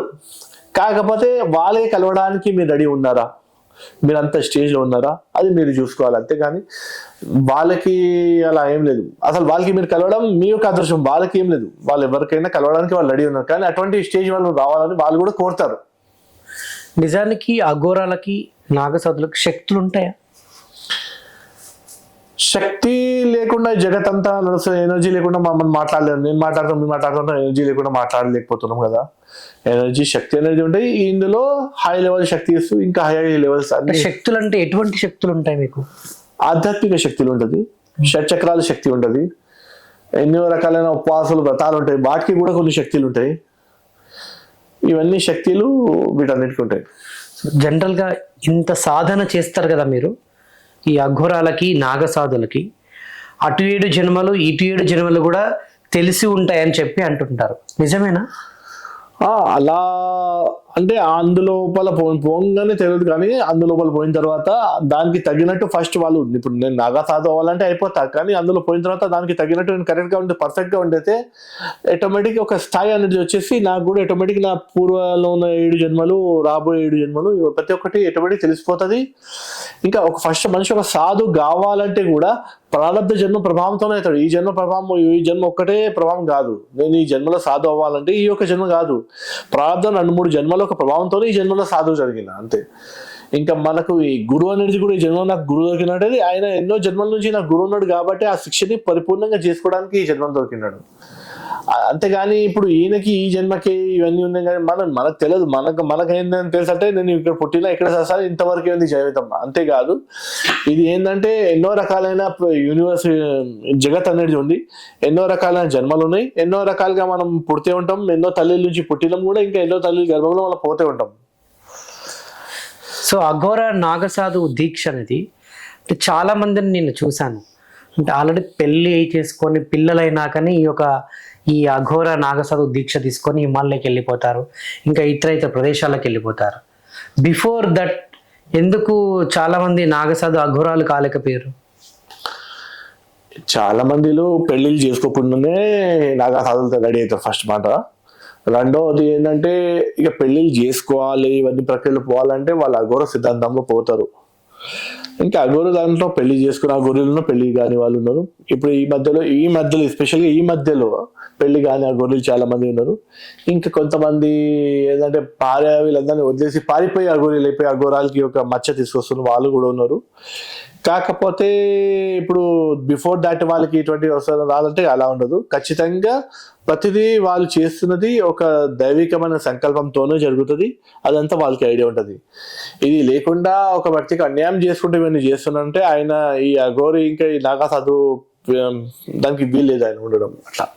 ఓకే, సో ప్రస్తుతం గత 6 నెలల నుంచి కూడా 2 తెలుగు రాష్ట్రాల్లో అఘోరి నాగసాధు అని పేరు చెప్పుకొని అలియాస్ శ్రీనివాస్ అనే ఒక వ్యక్తి బట్టలు లేకుండా నగ్నంగా ఇప్పటివరకు అంటే దేశ సంచారం చేస్తున్నాను, లోక కళ్యాణం కోసం నేను వచ్చాను కేదార్నాథ్ నుంచి అని చెప్పేసి రకరకాలుగా బట్టలు లేకుండా అన్ని గుడులకు వెళ్ళి దర్శనం చేసుకుని ఆడ గొడవ పడడం, లేదంటే ఏదో ఆత్మహత్య చేసుకొని ఇటువంటి చర్యలకు పాల్పడడం, లేకుంటే ఇష్టానుసారంగా దురుసు ప్రవర్తన చేయడం, ఆ పదజాలం అనవసరంగా ఇష్టానుసారంగా మాట్లాడడం, ఒకరి మీదకి చెయ్యి లేపడం, ఇదంతా నిజానికి అఘోర నాగసాధు తత్వం ఉంటుంది అట్లా? అఘోరాల నాగసాధుల అన్నెసెసరీగా ఒక ఇష్టం వచ్చినట్టు చేయడం ఇవన్నీ చాలా రాంగ్. ఇవన్నీ ఆయన ఇచ్చిన మెసేజ్ మాత్రం చాలా రాంగ్. కానీ రెండో విషయం ఏంటంటే ఇప్పుడు అక్కడ ఏం జరిగిందో అక్కడ ఉన్న సిచ్యువేషన్స్ నాకు తెలియదు ఆయనతో పాటు ఏం జరిగిందో, అంటే ఆయన ఇంతవరకు కలవలేదు. కాకపోతే ఇక ఆయన బట్ట లేకుండా ఉంటే ఏంది, బట్ట ఉంటే ఉండేది, నాకు ఆయనకి లింక్ లేదు. ఆయన ఉండొచ్చు అలా. ఇంకా మళ్ళా ఆయన ట్రాన్స్జెండర్, మళ్ళీ తర్వాత ఆయన ఫస్ట్ అంటే లేడీస్ అని తెలిసిన తర్వాత ట్రాన్స్ అని తెలిసిన తర్వాత మొగాయన అని తెలిసింది, ఇవన్నీ ఉన్నాయి. బట్ వీటన్నిటి గురించి నాకు ఎక్కువ రుచి లేదు, నాకు ఇంట్రెస్ట్ లేదు. అసలు రియల్ అయిన ప్యూర్ తత్వంతో చూస్తే నేను వాళ్ళ దగ్గర చూడొద్దు కూడా. ఎందుకంటే ఇవన్నీ ఇప్పుడు నా దగ్గర నేను కన్నో పని చేసిన తర్వాత సగం చీకటి సగం వెలుతురు కనబడుతుంది. నేను వెలుతురు దగ్గరే చూడాలి, అది నాకు ఇచ్చిన ట్రైనింగ్. మీరు వాడి గురించి మాట్లాడి వేస్ట్, నేను వాళ్ళ గురించి మాట్లాడొద్దు కూడా. కాకపోతే ఇలాంటి వాళ్ళ వల్ల మీలాంటి ఒరిజినల్ సాధువుల పేరు ఖరాబ్ అవుతుంది కదా అంటున్నాను. అంటే నిజానికి కూడా వాస్తవంగా అఘోర నాగ సాధువులు ఇట్లనే ఉంటారేమో అని ఇప్పుడు జనాలకు అదొక పోర్ట్రేట్ అవుతుంది. ఇప్పుడు వాళ్ళు రాంగ్ అని మీరు ఎట్లా చెప్తారు? మీరు చెప్పిన మాటలో ఏంటంటే ఫస్ట్ నుంచి ఇష్టం వాళ్ళు రాంగ్ అనే ఉంది, ఆమె రాంగ్ వాళ్ళు రాంగ్ అని మీరు చెప్తున్నారు. కానీ వాళ్ళు రాంగో రైటో వాళ్ళ గురువులు వాళ్ళ పరంపరలో వాళ్ళు చూసుకుంటారు. నార్మల్ వ్యక్తులకి దాంతో వచ్చేలేదు పోయలేదు. నార్మల్ వ్యక్తికి ఓకే అనిపిస్తే కలవండి, మాట్లాడండి, లేకపోతే వదిలేండి, అంతేగాని వాళ్ళని పట్టుకొని మనం సంవాటుగా నువ్వు ఏం చేస్తున్నావు రాంగ్ ఇవన్నీ మనం చెప్పడానికి వీల్లేదు. వాళ్ళు ఇంకేస్ రాంగ్ అంటే వాళ్ళ గురు పరంపర ఉంటుంది, ఆ గురు పరంపర చూసుకుంటుంది. దాని గురించి మేమైనా ఎవరైనా వాళ్ళకి మీరు రాంగ్ అని చెప్పడానికి వీల్లేదు. ఎందుకంటే వాళ్ళు ఇంకొకటి రెండోది వాళ్ళు కేదార్నాథ్లు వచ్చేసి చేస్తారు, ఇవన్నీ ఉన్నాయని మీరు చెప్తున్నారు. మీరు టెన్షన్ పడుతున్నారు మా గురు పరంపర పేరు కాబట్టి. అలా ఏముండదు. వాళ్ళు రాంగ్ అంటే ఖచ్చితంగా వాళ్ళ పైన ఉన్న వాళ్ళు ఉంటారు. వాళ్ళు ఇంకొకటి ఏంటంటే శ్రీకృష్ణ పరమాత్మ కూడా ఏమన్నాడు, నువ్వు కర్మ చేస్తాడు, తప్పు కర్మ చేస్తావు నేను చూసుకుంటాను, దాని టెన్షన్ ఉంది. వాళ్ళు రాంగ్ చేస్తారంటే ఆటోమేటిక్ వాళ్ళ పైన గురువు ఉన్నారు, వాళ్ళ గురువులు కూడా చూస్తలేరు, కన్ను మూసుకొని ఉన్నంటే వాళ్ళు కూడా తప్పులు ఉన్నారు. మళ్ళీ వాళ్ళ పైన వాళ్ళ గురువులు ఉన్నారు. ఇది ఒక పరంపరకి సంబంధించిన విషయం ఉంది. వాళ్ళు రాంగ్ అంటే వాళ్ళకి గురువు ఉన్నారు. వాళ్ళు ఎందుకంటే మనము వాళ్ళని రాంగ్ చెప్పాలంటే మనం వాళ్ళతో రిలేషన్లు ఉండాలి. ఇక నేను వాళ్ళ రిలేషన్ నాకేం లేవు, ఉండొచ్చు, వాళ్ళు ఏదైనా ఉండొచ్చు, వాళ్ళు నడుస్తున్నారు, నేను నా ఒక దారిలోనే నడుస్తున్నా. దట్ ఈస్ వాట్ నాకు తెలిసి మీరు సోషల్ మీడియాలో ఆయన చూసే ఉంటారు కదా, ఆయనను చూసినప్పుడు ఏమనిపించింది మీకు? ఆయన చూసినప్పుడు నాకేమంతా నెగిటివ్ క్యారెక్టర్, నెగిటివ్ మనిషి, జనాల్లో నెగిటివ్ ఎందుకు స్ప్రెడ్ అయింది ఆయన గురించి? నేను ఒక్కటే విషయం చెప్పిన, ఆయన ఏం చేస్తున్నాడు ఏంలో నాకు తెలియదు, నేను ఆయనతో పాటలేను, నేనేం తెలియదు. కాకపోతే నేను భగవద్గీతకి నేను పూర్తిగా నమ్ముతా. భగవద్గీతలో కృష్ణుడు ఏమన్నాడు, నువ్వు నీ కర్మ చేస్తూ ఉండు, నువ్వు తప్పు చేస్తావంటే నీ కర్మను అనుభవిస్తావు ఖచ్చితంగా. ఇప్పుడు ఆయన తప్పు చేస్తాడు, ఆయన గురువు చూస్తుండు, ఆయన గురువు చూసి కూడా చూడకుండా ఉన్నాడు, ఆయన కూడా తప్పు కర్మ చేస్తే వాళ్ళ గురువు ఉన్నాడు. లాస్ట్కి జగత్కి మూల గురువు శ్రీకృష్ణ పరమాత్మ ఉన్నాడు, శ్రీకృష్ణుడు చూస్తున్నాడు. ఇంకా ఎవరికి ఏం కర్మ ఫలం ఇచ్చే వాళ్ళు ఇస్తారు. మనం వీటి గురించి టెన్షన్ పడి లేదు. సాధారణ సంస్కృతికి ముందు ఎట్లా తీసుకుపోవాలి అది మనం చూడాలి. అది నేను చేసే పని. నా ఒక విషయంలో నా ఒక దీంట్లో సనాతన సంస్కృతిని ముందు ఎట్లా తీసుకుపోవాలి అంతే. కూటి కోసం కోటి విద్యలు అంటారు. ఈ మధ్య కాలంలో ఈ యొక్క ఆధ్యాత్మికని అడ్డు పెట్టుకొని చాలా మంది దొంగ స్వామీజులు తయారవుతున్నారు. అంటే కేవలం డబ్బు కోసమే కొందరు ఆశ్రమాలు పెట్టుకోవడం, కొందరు హైదరాబాద్లో ఏదో గుడి కట్టుకొని ఆడ ఉండి ఈ యొక్క డబ్బు సంపాదించుకుందాం అని చెప్పేసి ఇట్లా ఒక వేషధరణ ధరించి ఇలా రకరకాలుగా చాలామంది స్వామీజీలు చేస్తున్నారు. దీని గురించి మీరు ఏం చెప్తారు? కోటి కోసం కోటి విద్యలు 100% కరెక్ట్. కోటి కాదు 10 కోట్ల విద్యలు కూడా చెప్పొచ్చు. విద్యలన్నీ పెరిగిపోయి అసలు నిజమైన సనాతన సంస్కృతి, నిజమైన సనాతన ధర్మం అనేది ఒకటైపోయి ఇప్పుడు చాలా మంది దొంగ స్వామిలు, దొంగ మాతాజీలు అయితే మాక్సిమం అందరూ అలాగే ఉన్నారు. ఈవెన్ వేరే అంటే క్రిస్టియన్లు కూడా దొంగ పాస్టర్లు వీళ్ళంతా చాలా మంది ఉన్నారు. నేను హిందువులనే కాదు, నేను ఒక విషయం చెప్తాను. నేను క్రిస్టియానిటీకి సంబంధించిన గ్రంథాల గురించి నేను రీసెర్చ్ చేయలేదు, ఇంకా నేను ముస్లిం గురించి చేయలేదు. నా మళ్ళీ సనాతన సంస్కృతి అన్నది నేను చెప్తాను. వాళ్ళ కర్మ వల్ల వాళ్ళ దేవుడు చూస్తున్నాడు. శ్రీకృష్ణ పరమాత్మ వాళ్ళకి చేసిన కర్మాలకి కూడా చూసుకుంటాడు. ఆయన ఒక్కటే అని కాదు, ఆయన దృష్టిలో మానవ జాతి అంతా ఒక్కటే ధర్మం. వీళ్ళు ఎంత ఏమన్నా చేసుకొని వీళ్ళు ఏమన్నా. కాకపోతే ఇక్కడ ఏంటంటే ఇప్పుడు కొంతమంది దొంగ స్వామీలు వాళ్ళు ఉన్నారు, వాళ్ళు చేస్తున్నారు, ఇంకా వాళ్ళ అనుభవం అవుతున్నాయి, వాళ్ళు కూడా వాళ్ళ అనుభవాలు అవుతున్నాయి. ఇంకొకటి ఇప్పుడు నార్మల్గా ప్రతి ఒక్కరు ఇప్పుడు నార్మల్గా ఒక కుర్రోడు, చిన్న కుర్రోడు, ఆయన ఏంటంటే సిగరెట్ తాగుతున్నాడు. ఏందిరా సిగరెట్ తాగుతున్నాడు అంటే 4 బైరోడు వచ్చిండు. అటువంటి మాట చెప్పడం, ఇవన్నీ డ్రామాలు చేయడం, ఫ్రాంక్లీ చెప్పాలంటే ఇవన్నీ ఏ మనిషిలో దేవుడు అనేది రాడు, మనిషిలో మాత్రం దేవుడు రాడు. ఎటువంటి మనిషి ఉన్నా అమ్మ ఒక లేడీస్ తల్లి స్థానంలో ఉంది, ఆమె మొక్కుతాను, దండ పెడతా, శాశ్వత నమస్కారం చేస్తాను నేను. అటువంటి ఆమె నాలో దుర్గామాత వచ్చింది, నాలో ఈ మాత వచ్చింది, ఆ మాత వచ్చి చెప్తే ఇక మనం రెస్పెక్ట్ చేస్తాం. కాకపోతే నేనే దుర్గాని, నేనే కాళికని, నేను చెప్పినా, నేను ఇది అది అని అట్లా గొడవ పడతారు. ఇంకా వాళ్ళు నేను చెప్పిందే వినాలి, నేను చెప్పిందే చెయ్యాలి. వాళ్ళు చెప్పిందే వినాలి, చెప్పించాక మొన్న అంటే నేను చెప్తున్నాను ఉన్న కెమెరా ఎదురు మొన్న మన ఇప్పుడు గుడిలో సంవాట ఒకడు వచ్చేసి అభద్ర వ్యవహారం చేస్తాడు, అమ్మవారి విగ్రహాన్ని పలిపెట్టాడు. అప్పుడు ఈ మాతాజీలు ఎక్కడ దాస్తున్నారండి అంటే అప్పుడు నాకు వచ్చే క్వశ్చన్ ఇంకా ఇంతకు ముందు కూడా ఇక వాస్తవానికి ఏంటంటే దైవికమని కాదు, ఇది ఒక రకమైన సైకలాజికల్ డిసీజ్. ఇది సైకలాజికల్ డిసీజ్. దీంట్లో ఏంటంటే కొంతమందిలో ఏంటంటే కొన్ని శక్తులు దూరుతాయి, అమ్మవాళ్ళు కాదు, కొన్ని శక్తులు దూరుతాయి. ఇప్పుడు మీరున్నారు, మీ పేరు రాజేష్ ఉండొచ్చు, ఇంకో కాళీ అనేది ఒక అమ్మవారు కాదు, కాళీ నార్మల్గా కాళీ అనేది ఒక అమ్మాయి చనిపోయింది, ఆమె ఆత్మ ఉండొచ్చు. అటువంటి ఆత్మలు వీటిలో దిగుతాయి. వీళ్ళలో ఆత్మలు ఆ శక్తులు రావడంలో మేమే అమ్మవారు, నేనే కాళిక అని చెప్పినప్పుడు వాళ్ళకి ఐరన్ రాడ్ వేడి చేసి 2 కాళ్ళు 2 చేతుల పైన ఇట్లా పెట్టాలి. వాళ్ళకి కొన్ని చెప్తున్నా అప్పుడు ఆ భూతం అనేది ఏదైతే దాని లోపల నుంచి వెళ్తుంది. ఆ ఐరన్ రాళ్ళు 2 కాళ్ళకి 2 చేతులు పెడితే ఆ దయ్యం, ఆ భూతం అనేది ఎప్పుడు వెళ్తుంది. లేకపోతే గానిగా అప్పుడు తీసుకుపోండి, వాళ్ళు పోలు ఎక్కుతారు, ఇవన్నీ చేస్తారండి. ఇవన్నీ దయ్యాలు భూతాలు వచ్చినప్పుడు వాళ్ళలో మదమున్న ఏనుగులు కూడా ఉండే. ఆ కాలంలో కొన్ని ఏనుగులు వచ్చేసి ఊరంతా కాదు. అప్పుడు ఆ మదమున్న ఏనుగుకి 4-5 రస్సీతోని తాడుతోని కట్టేసి ఆయనకి ఆ ఏనుగుకి ఎక్కడ కాల్చి పెట్టాలో పెడుతుండే. అప్పుడు వాళ్ళు కొంచెం కంట్రోల్ అవుతుంది. వీళ్ళు కూడా అటువంటి వీళ్ళతో ఏమైపోయింది అంటే వీళ్ళు ఇట్లానే సొసైటీలో ఇప్పుడు ఇంకొకటి ఖాళీ గుమరాయి, కుల్ల గుమరాయి. మళ్ళీ వీళ్ళంతా మదంలో వచ్చిన ఏనుగులాగా వీళ్ళు కుల్ల గుమరాయి చేసే సనాతనమైన సంస్కృతికి చాలా చాలా చెడు పేరు వస్తుంది, చాలా చాలా చెడు పేరు వస్తుంది. దాంతో ఇది ఇంతేనా, ఇన్ని డ్రామాలు ఉన్నాయి, ఇదేంటి సంస్కృతి అటువంటి వస్తున్నాయి. వీళ్ళని ఇట్లానే వదలదు. మీకు తెలిసింది ఈ వ్యక్తిలో ఏదో దేవుడు వస్తుందంటే ఫస్ట్ ఆ వ్యక్తికి ఒక రూమ్ లో కట్టేసేయండి, కట్టేసి 4-5 రోజులు ఆయన లోపల ఉన్న ఆ దయ్యం పోలంత వరకు మీరు ఈగల్ డెడ్ ఎన్నో సినిమాలు చూసిన దయ్యాల సినిమాలు వాళ్ళు ఎన్నో రకాలైన ఇప్పుడు ఎక్సర్సిజం అంటారు, క్రిస్టియానిటీలో ఎక్సర్సిజం అంటారు. అటువంటి దయ్యాలు తీసే ప్రక్రియలో కొన్ని చెయ్యాలి, అది ఖచ్చితంగా చేయాలి, అది ఖచ్చితంగా చేయాలి.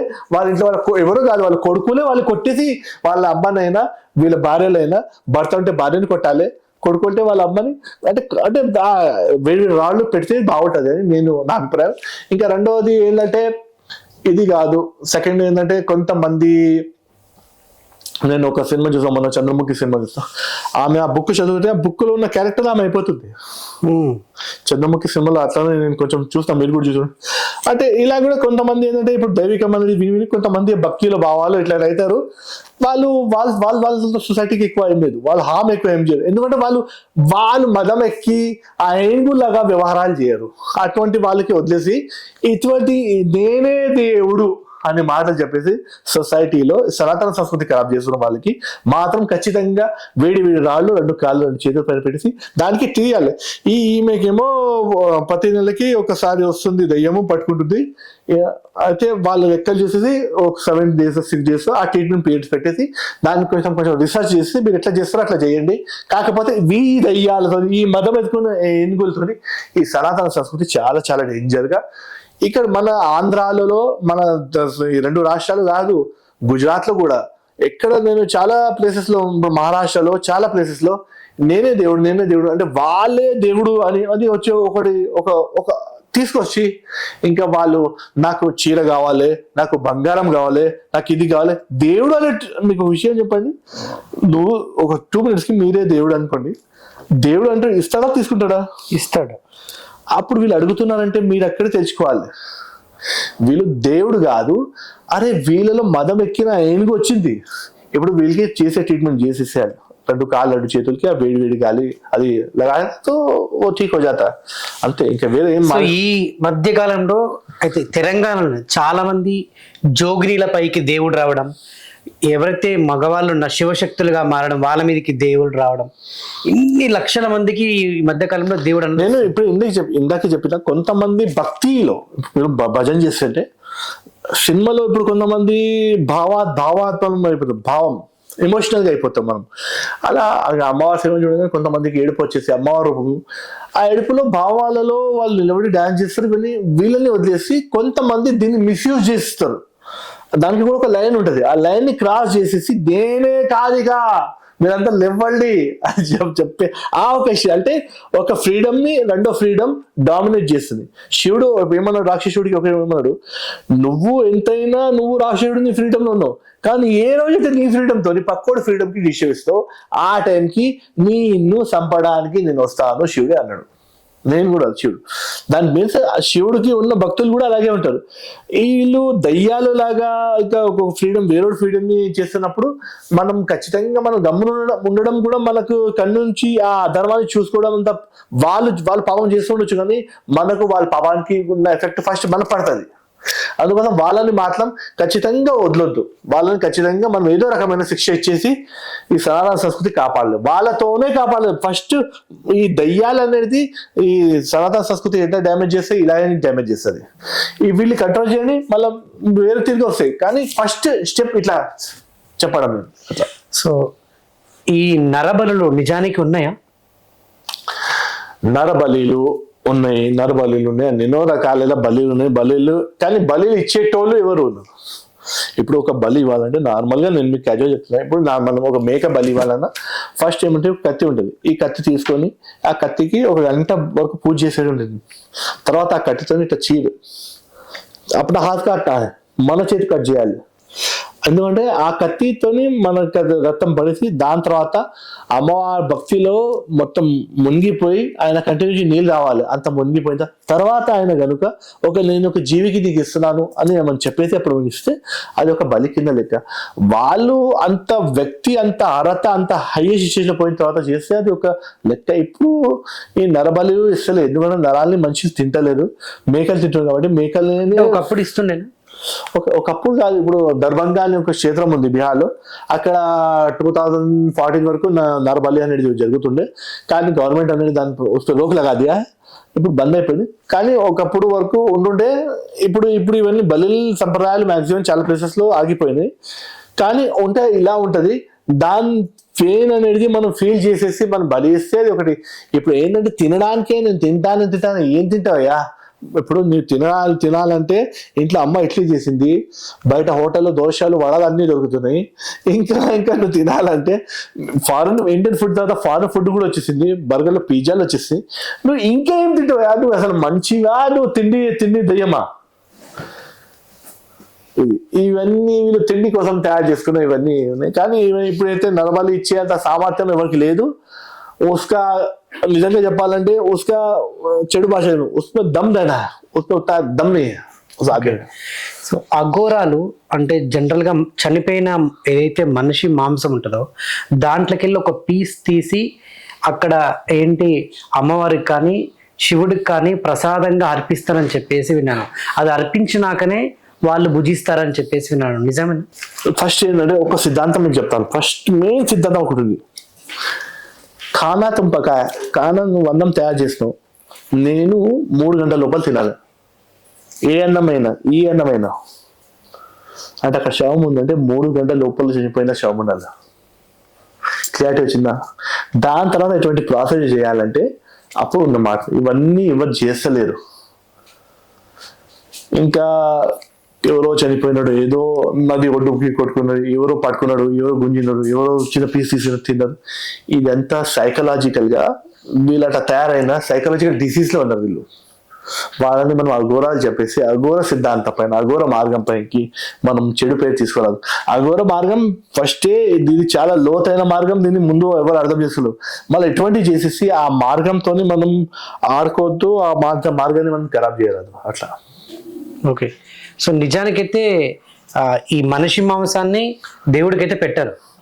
నేను ఏం చెప్పినా వాళ్ళు 3 hours లోపలనే చనిపోయి కట్ చేసి పెట్టే అంత కరెక్ట్ గా ఎవరు చేస్తున్నారో చెప్పండి. వాళ్ళు చేస్తున్నారంటే వాళ్ళు కరెక్ట్. అచ్చా, అట్లయితే పెట్టొచ్చు.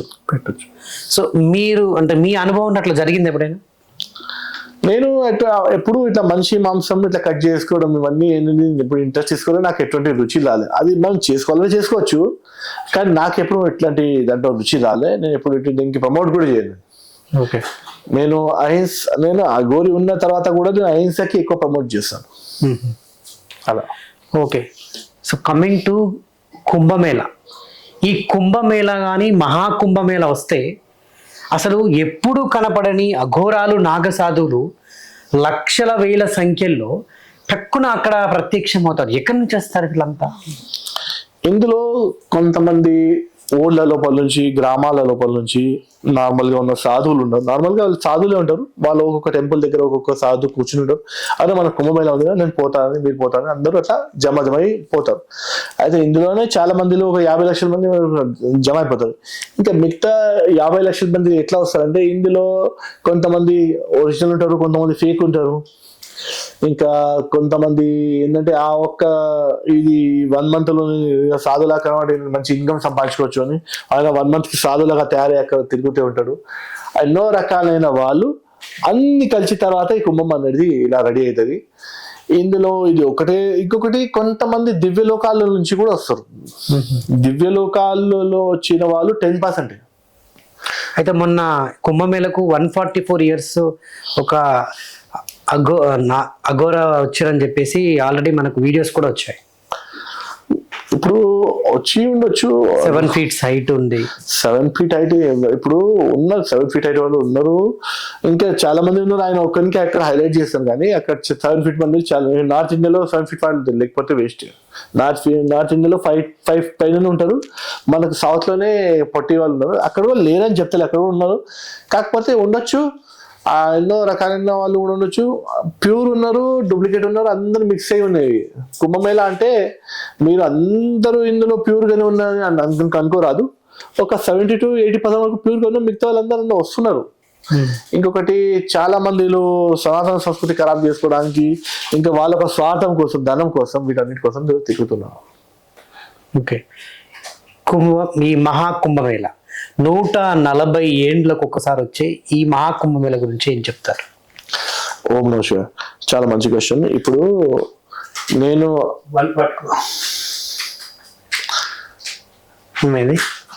ఏం లేదు, సౌండ్ వద్దు అంటున్నా. అయితే నేను ఏంటంటే చూస్తున్నాను చాలా మంది. ఇప్పుడు మహాకుంభమేళ ఉంది. ఈసారి నేను ఒక 6 years కింద చూస్తాను, అర్ధ కుంభం ఉండే, అప్పుడు పర్వాలే. కాకపోతే ఇప్పుడు ఈసారి మహాకుంభానికి ఏం చేస్తుందంటే అసలు కుంభం అనేది ఒక ఆధ్యాత్మిక శక్తి, ఒక దైవికమైన ఒక సందర్భం. ఇప్పుడు కుంభం అంటే నార్మల్ గా ఒక సినిమా యాక్టర్స్ అందరు కలిసేసి ఒక పబ్ లోపల ఒక డీజే సాంగ్ పెట్టి డాన్స్ చేసినట్టు కాదు. అక్కడక్కడ ఆశ్రమాలలో టెంటులు వేసేసి అక్కడ భజనలు చేసుకుంటూ, స్నానాలు చేసుకుంటూ దైవికం ఒక పేరులో మునిగిపోవడం అనేది. కానీ ఇవన్నీ హైలైట్ చేయకుండా ఇప్పుడు నార్మల్ గా బయట మీడియాలలో అన్నిట్లో ఇప్పుడు ఎలా ఉన్నాయంటే, ఇప్పుడు ఎవరో ఒక సాధు ఉన్నాడు, ఆయన కుర్రోడు ఉన్నాడు, ఆ కుర్రోడు సాధుని ఆయన్ని హైలైట్ చేయడం. ఎవరో ఒక అమ్మాయి ఉంది, ఆ అమ్మాయిని చాలా అందంగా ఉంది, ఈమె కర్ణుడు కూడా అబ్బబ్బా ఎంత బాగుంది అట్లా హైలైట్ చేశారు. అలా మోనాలిసా అని అలా. ఇంకొకటి ఒక సాధ్వి అయిపోయింది. ఒక ఆమె సినిమాలో డాన్స్ చేసే ఆమె సాధ్వి అని, ఇలా 2 ముగ్గురు ఉన్నారు, వాళ్ళని హైలైట్ చేసుకోవడం. ఏంటంటే ఎక్కడ హైలైట్ చేయకపోదు. ఇవన్నీ కూడా అసలు ఈ మహాకుంభంలో, ఎస్పెషల్లీ ఈ మహాకుంభంలో అసలు మహాకుంభంలో ఆధ్యాత్మికం ఏంది, ఆధ్యాత్మికమైన మహాకుంభంలో ఎన్ని విశేషాలు ఉన్నాయి. ఈ పవర్స్ ఇలా తీసుకోవచ్చు, దాని గురించి మాత్రం డిస్కషన్స్ ఎవరు చేస్తలేరు. ఈ మోనాలిసా కన్ను ఎందుకు ఇట్లా ఉంది, ఎందుకు ఇంత బ్లూ కలర్ గా ఉంది, ఆ సాధు వెళ్ళి ఆయన చదువుకున్నాడంట, ఇంత మళ్ళీ ఊకే సాధు ఎందుకు, ఇవన్నీ రకరకాల పిచ్చి పిచ్చి క్వశ్చన్స్ తోని ఈ కరెక్ట్ కుంభలో కాన్సన్ట్రేషన్ ఎవరు చేస్తలేరు. కుంభం అంటే ఏంది యాక్చువల్గా కుంభం అంటే ఏంది? ఇప్పుడు అన్ని గ్రహాలు అనేది సృష్టిలో ఉన్న నవగ్రహాలు అంతా ఒక లైన్ లో రావడం, ఆ ఒక లైన్ లో వచ్చే ఒక పీరియడ్ కి, ఇది నార్మల్ గా ఇది ఒక సైంటిఫిక్ గా ఆకాశంలో జరిగే ఒక వ్యవస్థ. ఇది ఆ వ్యవస్థలో మన ఉన్న ఋషులు, సద్గురువులు వీళ్ళందరూ ఏం చేస్తారంటే ఆ పీరియడ్ లో కుంభం ఉన్నారు. ఇప్పుడు జయంత్ ఆ టైంలో అమృత కలశం తీసుకొని అలా తిరుగుతూ ఆయన అమృత కలశం ఎక్కడెక్కడ పెట్టినారు, ఆ 4 cities లోనే కుంభం అనేది జరుగుతుంది. అయితే ఇది మహాకుంభం. ఈ మహాకుంభం యొక్క విశిష్టత ఏంటంటే ఇది ఓన్లీ ప్రయాగలోనే జరుగుతుంది. నార్మల్ అర్ధ కుంభాలు వేరు ఉన్నాయి, కొన్నిసార్లు కుంభం 4 cities లో జరుగుతుంది. అయితే ఇక్కడ అమృతం కలశం అక్కడ పెట్టినాడు జయంత్ అంటే దానికి ఒక సూక్ష్మార్థం ఉంది. మీరు మంచిగా జాగ్రత్తగా వినండి. అమృతం అనేది ఎక్కడి నుంచి వచ్చింది? అమృతం ఎక్కడి నుంచి వచ్చింది? మన దగ్గర ఆల్రెడీ లేదు, మన దగ్గర లేదు. అమృతాన్ని సముద్ర మంథనం చేసి తీసినారు. ఎందుకు తీస్తున్నారు? దేవతల ఒక శక్తి తగ్గిందని.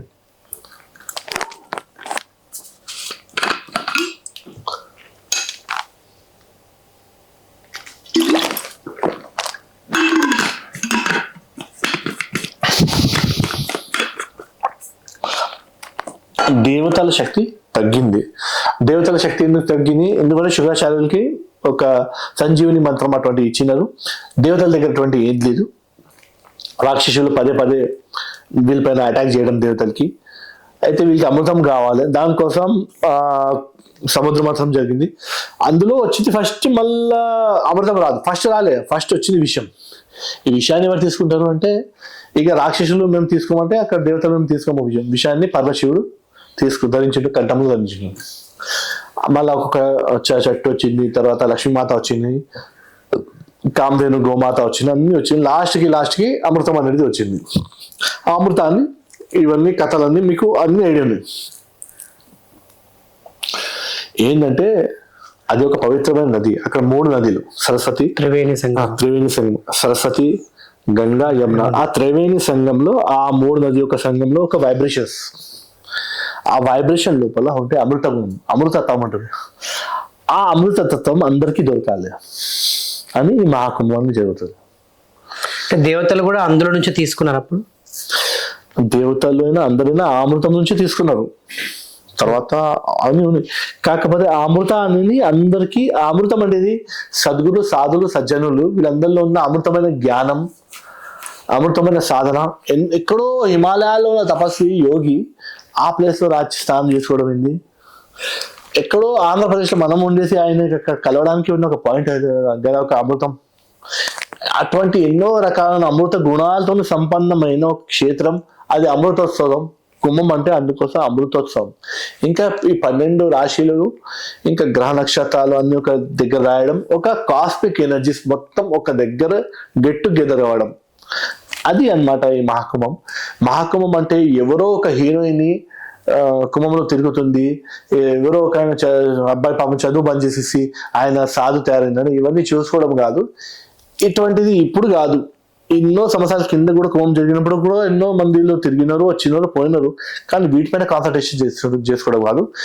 ఇంత మంచి వ్యవస్థ వచ్చింది కదా, ఇప్పుడు మనం ఇంత టెక్నాలజీ పెరిగింది కదా, ఈ టెక్నాలజీ త్రూ ఈ కుంభాన్ని, వైబ్రేషన్స్ ని ఎట్లా మనం పంచుకోవడం, ఎట్లా మనం ప్రచారం చేసుకోవడం, ఇది అన్నమాట మెయిన్ గా మహాకుంభంతో మనం నేర్చుకోవాల్సింది, అండర్స్టాండ్ చేసుకోవాలి. ఇంకా మనం ఇందులో ముందు పోవాలి. ఇంకా ఇప్పుడు ఒక సాధువు ఎంతో తపస్సు చేసేసి కేదార్నాథ్ లో, బద్రీనాథ్ లో చేసేసి వస్తారు. ఆయన తపస్సు, ఆయన అక్కడ స్నానం చేస్తాడు, కానీ ఆయనకి నీళ్ళు దొరక కాదు, ఇంత పవిత్రమైన నదిలో స్నానం చేస్తాడు. మళ్ళీ ఆయన వైబ్రేషన్, ఈ నదిలో ఉన్న పవిత్రత వైబ్రేషన్, ఆ టైంకి ఉన్న అమృత గుణాలు ఇవన్నీ కలిసి 3, ఇది కూడా 3 అవుతుంది. అది కలిసేసి ఆ ఒక పాయింట్ దొరుకుతుంది కదా, అది చాలా ముఖ్యం అన్నమాట ఈ మహాకుంభం అంటే. ఈ మహాకుంభ మేళలో నిజంగా ఆ పుణ్య స్నానం చేస్తే నిజానికి మనం చేసిన పాపాలు తొలగిపోతాయా? ఇప్పుడు పాపం పుణ్యం అనేది నేను చెప్పండి, పుణ్యం వస్తుందా? ఇప్పుడు నేను మీకు ఒకటి 2 రకాలుగా చెప్తాను. ప్రాఫిట్ అండ్ లాస్, దాన్ని వ్యాపారం అంటారు. ప్రాఫిట్ లాస్ చూసేసుకొని మీరు కుంభంలో పోతున్నారంటే, మీరు వ్యాపారం చేస్తున్నారంటే, మీరు కుంభం పోతే మీరు ఖచ్చితంగా మీరు అక్కడ ఉన్న దైవికమైన శక్తిని మీరు దాంతో లాభాన్వితం కాలేరు. వ్యాపారం కాదు, దైవికంగా భక్తితోని అక్కడ పోతే అక్కడ ఉన్న పాజిటివ్ వైబ్రేషన్స్, పుణ్యాత్మకమైన శక్తులన్నీ మీకు దొరుకుతుంది. ఇంకా పాపాత్మకమైన శక్తి ఎవరు చూడలేరు. పాపం గురించి చెప్తారు, మనం నార్మల్గా కొన్ని అండర్స్టాండ్ చేసుకోవడానికి పాపం పుణ్యం మాట్లాడతాం, కానీ నార్మల్గా ఇంతవరకు పాపం అనే దానికి ఎవరు చూడలేరు. మనం అట్లా ఇప్పుడు ఈ మనిషికి తినిపిస్తే మన పుణ్యం దొరుకుతుంది, ఆ పాపం దొరుకుతుంది, అట్లా ఆలోచన చేసేస్తే ఒక మనిషిని తినిపించడం కూడా మనిషి ఆగిపోతారు. నేను తినిపిస్తే కాదు, అది 4 రోజులు చూసి ఆకలి ఆమె ఫస్ట్ పెడతాం అన్నం. అరే ఇంకొక ఆమె వచ్చింది గురుగారు, ఆమె 10 రోజులు వచ్చి తినలేదట, అట్లా మనం ఆమె దగ్గర ఉరుకుతాం. అట్లా అని కాదు, తినిపియాలి, పుణ్యం చేయాలి అని కాదు, నేను తినిపియాలి అంతే, దట్స్ ఆల్.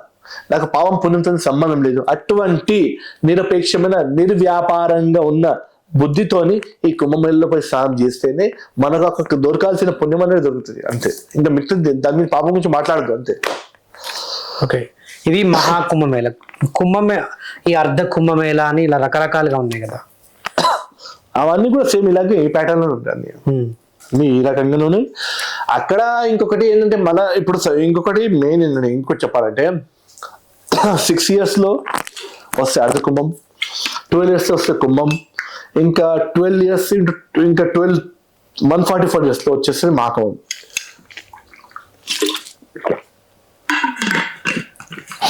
హిమాలయంలో ఉన్న ఋషులు ఎంతో చాలా జ్ఞానం, చాలా తపశక్తివంతులు. వాళ్ళకి ఎంతో జ్ఞానం, ఎంతో తపస్సు అన్ని దొరికిన తర్వాత వాళ్ళు మనుషులకి ఇవ్వాలి అని ఒక ఆలోచన వచ్చింది. అప్పుడు వాళ్ళు ఎలా మనుషులకి మా దగ్గర ఉన్న జ్ఞానం, మళ్ళీ మాకు కావాల్సిన శిష్యుడు మేము ఎలా వెతకాలి. అయితే వాళ్ళకి ఆ టైంలో బ్రహ్మదేవుడు చూపించిన ఒక మార్గం కుంభం. ఈ కుంభం లాంటి ఒకటి 6 సంవత్సరాలు 12 సంవత్సరాలు ఇంకా 144 years లో జరుగుతాయి. ఆ టైంకి మీరు పోండి, మీ శిష్యులు వెతకండి, మీకు కరెక్ట్ ఎవరో మీరు పోయిన తిరిగా కొంతమంది వస్తారు, నిజమైన గురు కోసం వస్తారు అక్కడ, వాళ్ళకి మీరు దర్శనం ఇవ్వాలి కదా. వాళ్ళు మీకు హిమాలయాలు రాలేరు కదా, మళ్ళీ మీరు ఎంత పెద్ద భారతదేశం ఉంది, మీరు ఎక్కడెక్కడ ఉంటారు, మీరు అందరూ ఒక గెట్ టుగెదర్ ఒక పాయింట్ వస్తే వాళ్ళు కూడా అందరూ ఆ పాయింట్ వచ్చేసి మీ దగ్గర నుంచి తీసి. అందుకోసం కుంభమేళలో మీరు మాక్సిమం ఎన్ని అఖాడాలు ఉన్నా ప్రతి ఒక్క అఖాడాలో గురు శిష్య పరంపర అనేది చాలా మంచిగా అందంగా కనబడుతుంది మీకు. ఎందుకంటే గురువు శిష్యుడికి జ్ఞానం ఇస్తుండు, దీక్ష ఇస్తుండు, జ్ఞానం ఇస్తుండు, దీక్ష. కుంభం అప్పుడు ఎన్ని రకాలైన దీక్షలు ఉంటాయి, అన్ని దీక్షలు, అన్ని రకాలైన గురువులు అనే జరుగుతుంది అలా. ఓకే, ఇంకోటి ఇప్పుడు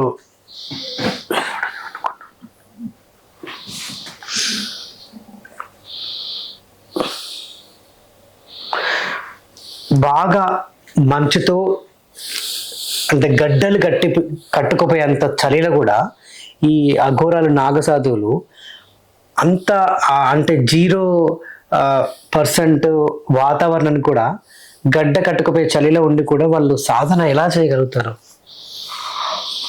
ఇప్పుడు మీరు హాట్ రూమ్ లో ఉన్నారు, మీరు ఇక బయట పోతే మీకు ఎటువంటి నార్మల్లోనే మీకు బయట పోగానే చలి అనిపిస్తుంది. ఒక హాట్ వాటర్ ఒక దాంట్లో వేసేసి ఆ హాట్ వాటర్లో ఇట్లా చేతి పెట్టండి, ఈ చేతి పెట్టేసి ఈ చేతిని తీసేసి నార్మల్ వాటర్లో పెట్టండి. నార్మల్ వాటర్లో పెడితే ఆ నార్మల్ వాటర్ మనకు చల్లగా అనిపిస్తుంది. క్యాజువల్గా అది నార్మల్ ఉంటుంది, కానీ మన చేతికి అది చల్లగాని. అలాగని మనకు మన బాడీకి, మన టెంపరేచర్కి, మన సైకాలజీకి అన్నిటికీ లింక్ ఉంటుంది. మీరు ఆ చలిలో చలి ఉంది అని భావం చేసిస్తే మీరు చలిలో మీరు ఉండలేరు. అక్కడ సైకలాజికల్గా మానసికంగా మనిషి ఎంత దృఢపక్ష, నేను ఐసై రాయి అయిపోయినా పర్వాలేదు, అంత దృఢ సంకల్పంతో మీరు ఉంటే దాన్ని హఠయోగం అంటారు. ఆ హఠయోగంలో మీరు ఉంటే ఆ చలి మీ పైన ఎఫెక్ట్ ఇవ్వదు. మీ లోపల ఒక రకమైన ఎనర్జీస్ ఇప్పుడు మనం చలిలో పోతే మన లోపల వేడి పెరుగుతుంది, ఆటోమేటిక్ ఉంటుంది. ఆ వేడి అనేది ఎంత పెరుగుతుంది అంటే దాంతో పాటు ఆటోమేటిక్ నేచర్లో జరిగిపోతుంది. ఇంకొకటి మన బాడీకి కూడా కొంచెం మనం టైం ఇవ్వాలి. ఆయన పోగానే ఫస్ట్ డేకే వచ్చేసి అంత చలిలో కూర్చోలేదు. ఆయన ఆ ప్రాక్టీస్ అనేది, ఆ విద్య అనేది కూడా దానికోసం ఆయన నేర్చుకోవాల్సి వచ్చింది.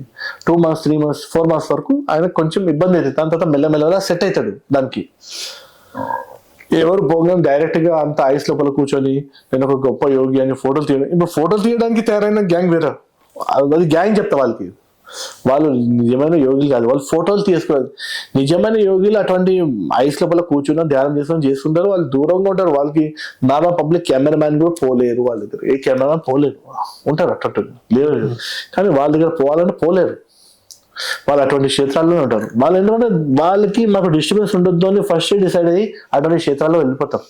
ఇంకా వీళ్ళు ఇట్లా దగ్గర నుంచి మొత్తం బాడీలో ఐసెస్ ఉంది ఇట్లా తీస్తున్నారంటే ఆయన సైకాలజీ పరంగా ఫస్ట్ తయారైనాడు. తర్వాత కొంచెం ట్రైనింగ్ తీసుకొని కొంచెం హ్యాబిట్స్ తో కొంచెం చేసుకుంటున్నాడు అంతే. సో మొన్న అంటే కుంభమేళలో చూశాను ఒక ఆయన చెయ్యి ఎంతసేపు ఇలానే పెట్టుకొని ఉంటుంది. అలా కొన్ని ఏండ్ల నుంచి అలానే అలా కొంతమంది కొన్ని సంకల్పాలు దాన్ని వ్రతాలు అంటారు.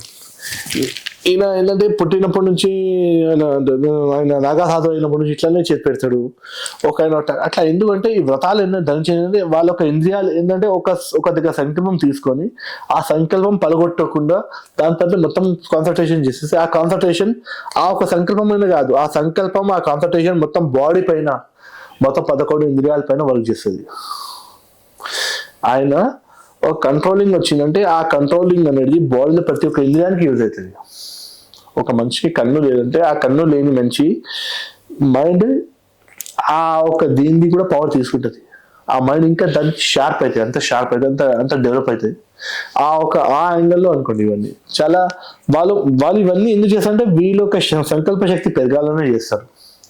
వాళ్ళు అబ్వియస్లీ వాళ్ళు ఆక్స్ఫోర్డ్ మంచి మంచి యూనివర్సిటీలో చదవలేదు, కాకపోతే వాళ్ళ దగ్గర ఉన్న గురువులైన విద్యలైనా వీటికి మించిన విద్యలు మించిన ట్రైనింగ్ అనేది వాళ్ళకి ఉంటాయి. ఈ ఒంటి కాలు మీద తపస్సు చేయడం కూడా ఏళ్ళు అలానే నిలబడి ఉండిపోతారు కదమ్మా.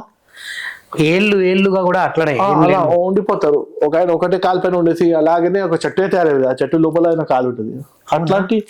అట్లా ఉన్నాయి. అట్లాంటి మనం అక్కడ పోయి వాళ్ళకి చూస్తే ఇలా ఒక కాళ్ళు మళ్ళీ ఆ కాలు ఇట్లా చూసి చెట్టు అయిపోయి మొత్తం అయినంత బాడీ లోపల నుంచి కూడా ఆకులు వచ్చేస్తాయి, ఆ చెట్టు లోపల నుంచి సౌండ్ వస్తాయి ఓమన్. అట్లాంటి హిమాలయాల్లో ఇటువంటి వాళ్ళు దొరుకుతారు, కనబడతారు. వాళ్ళు తక్షణమే మళ్ళీ వాళ్ళు నార్మల్గా కూడా రెడీ అవ్వచ్చు. ఇప్పుడు మనం ఒక యోగి రెడీ కావాలంటే ఫస్ట్ ఒక యోగి రెడీ కావాలంటే ఏమైనా ఘోరైనా నాగా సాధైనా ఎవరైనా ఒక యోగి అనమాట. ఒక యోగిగా రెడీ కావాలంటే ఫస్ట్ మీకు ఒకటి ఏంటంటే నేచర్తో కమ్యూనికేషన్ అనేది ఉంటుంది. నేచర్తో కమ్యూనికేషన్ ఎలా చేస్తారు? చెట్టుతో నేను మాట్లాడతారు, ఈ టేబుల్తో నేను మాట్లాడతారు, ఈ నీళ్ళతో ఎట్లా మాట్లాడతారు, పక్షులతో నేను మాట్లాడాలి, గోమాతతో ఎట్లా మాట్లాడాలి. ఇవన్నీ నేచర్కి మీరు రెండు కాదు ఒకటే కింద అయిపోవాలి. మేము వాళ్ళతో రిలేషన్ ఫామ్ చేయాలి. మన నరాల్లో ఒక రక్తం ఎలా వెళ్తుంది అలా ఆ చెట్లు కూడా ఒక వైబ్రేషన్ తీసుకుపోతున్నాయి. మీరు అబ్జర్వ్ చేయండి, చాలా మంది యోగిలు తపస్సులు సాధులు ఒక చెట్టు దగ్గర ఇట్లా కూర్చుంటారు. ప్రతి ఒక్క వాడికి చెట్టు అవసరమా? ఎందుకు చెట్టు దగ్గర ఎందుకు కూర్చుంటాం? ఈ నాభికి ఇంకా ఈ బ్యాక్ బోన్కి ఆ చెట్టుకి మొత్తం ఈ మూడు అనేది ఒకటి అయిపోతుంది. నాభి మన బ్యాక్ బోన్, ఆ చెట్టుది కంప్లీట్గా ఒకటి. ఆ వైబ్రేషన్ ఆ చెట్టులో ఏ మూలలో ఏ జీవి ఏం చేస్తున్నాడో ఆయన ఇక్కడ కూర్చొని కన్ను మూసుకొని ఆయనకు తెలుస్తుంటది. ఆ చెట్టుకి ఈయనకి అంత అద్వైతమైన సంబంధం అనేది ఏర్పాటవుతుంది.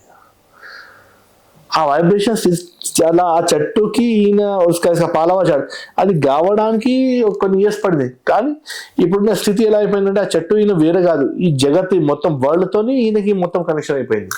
సో పంచభూతాలను ఆపే శక్తి ఉంటుంది, అంత శక్తి వచ్చేస్తుంది. అంత ఇట్లాంటి ధ్యానంలో నేను చెప్పే ఇటువంటి ప్రకృతితోని ఒక కనెక్షన్స్ తోని ఇట్లా యోగంతో ధ్యానంతో ఇటువంటి అన్ని జరిగిపోతాయి.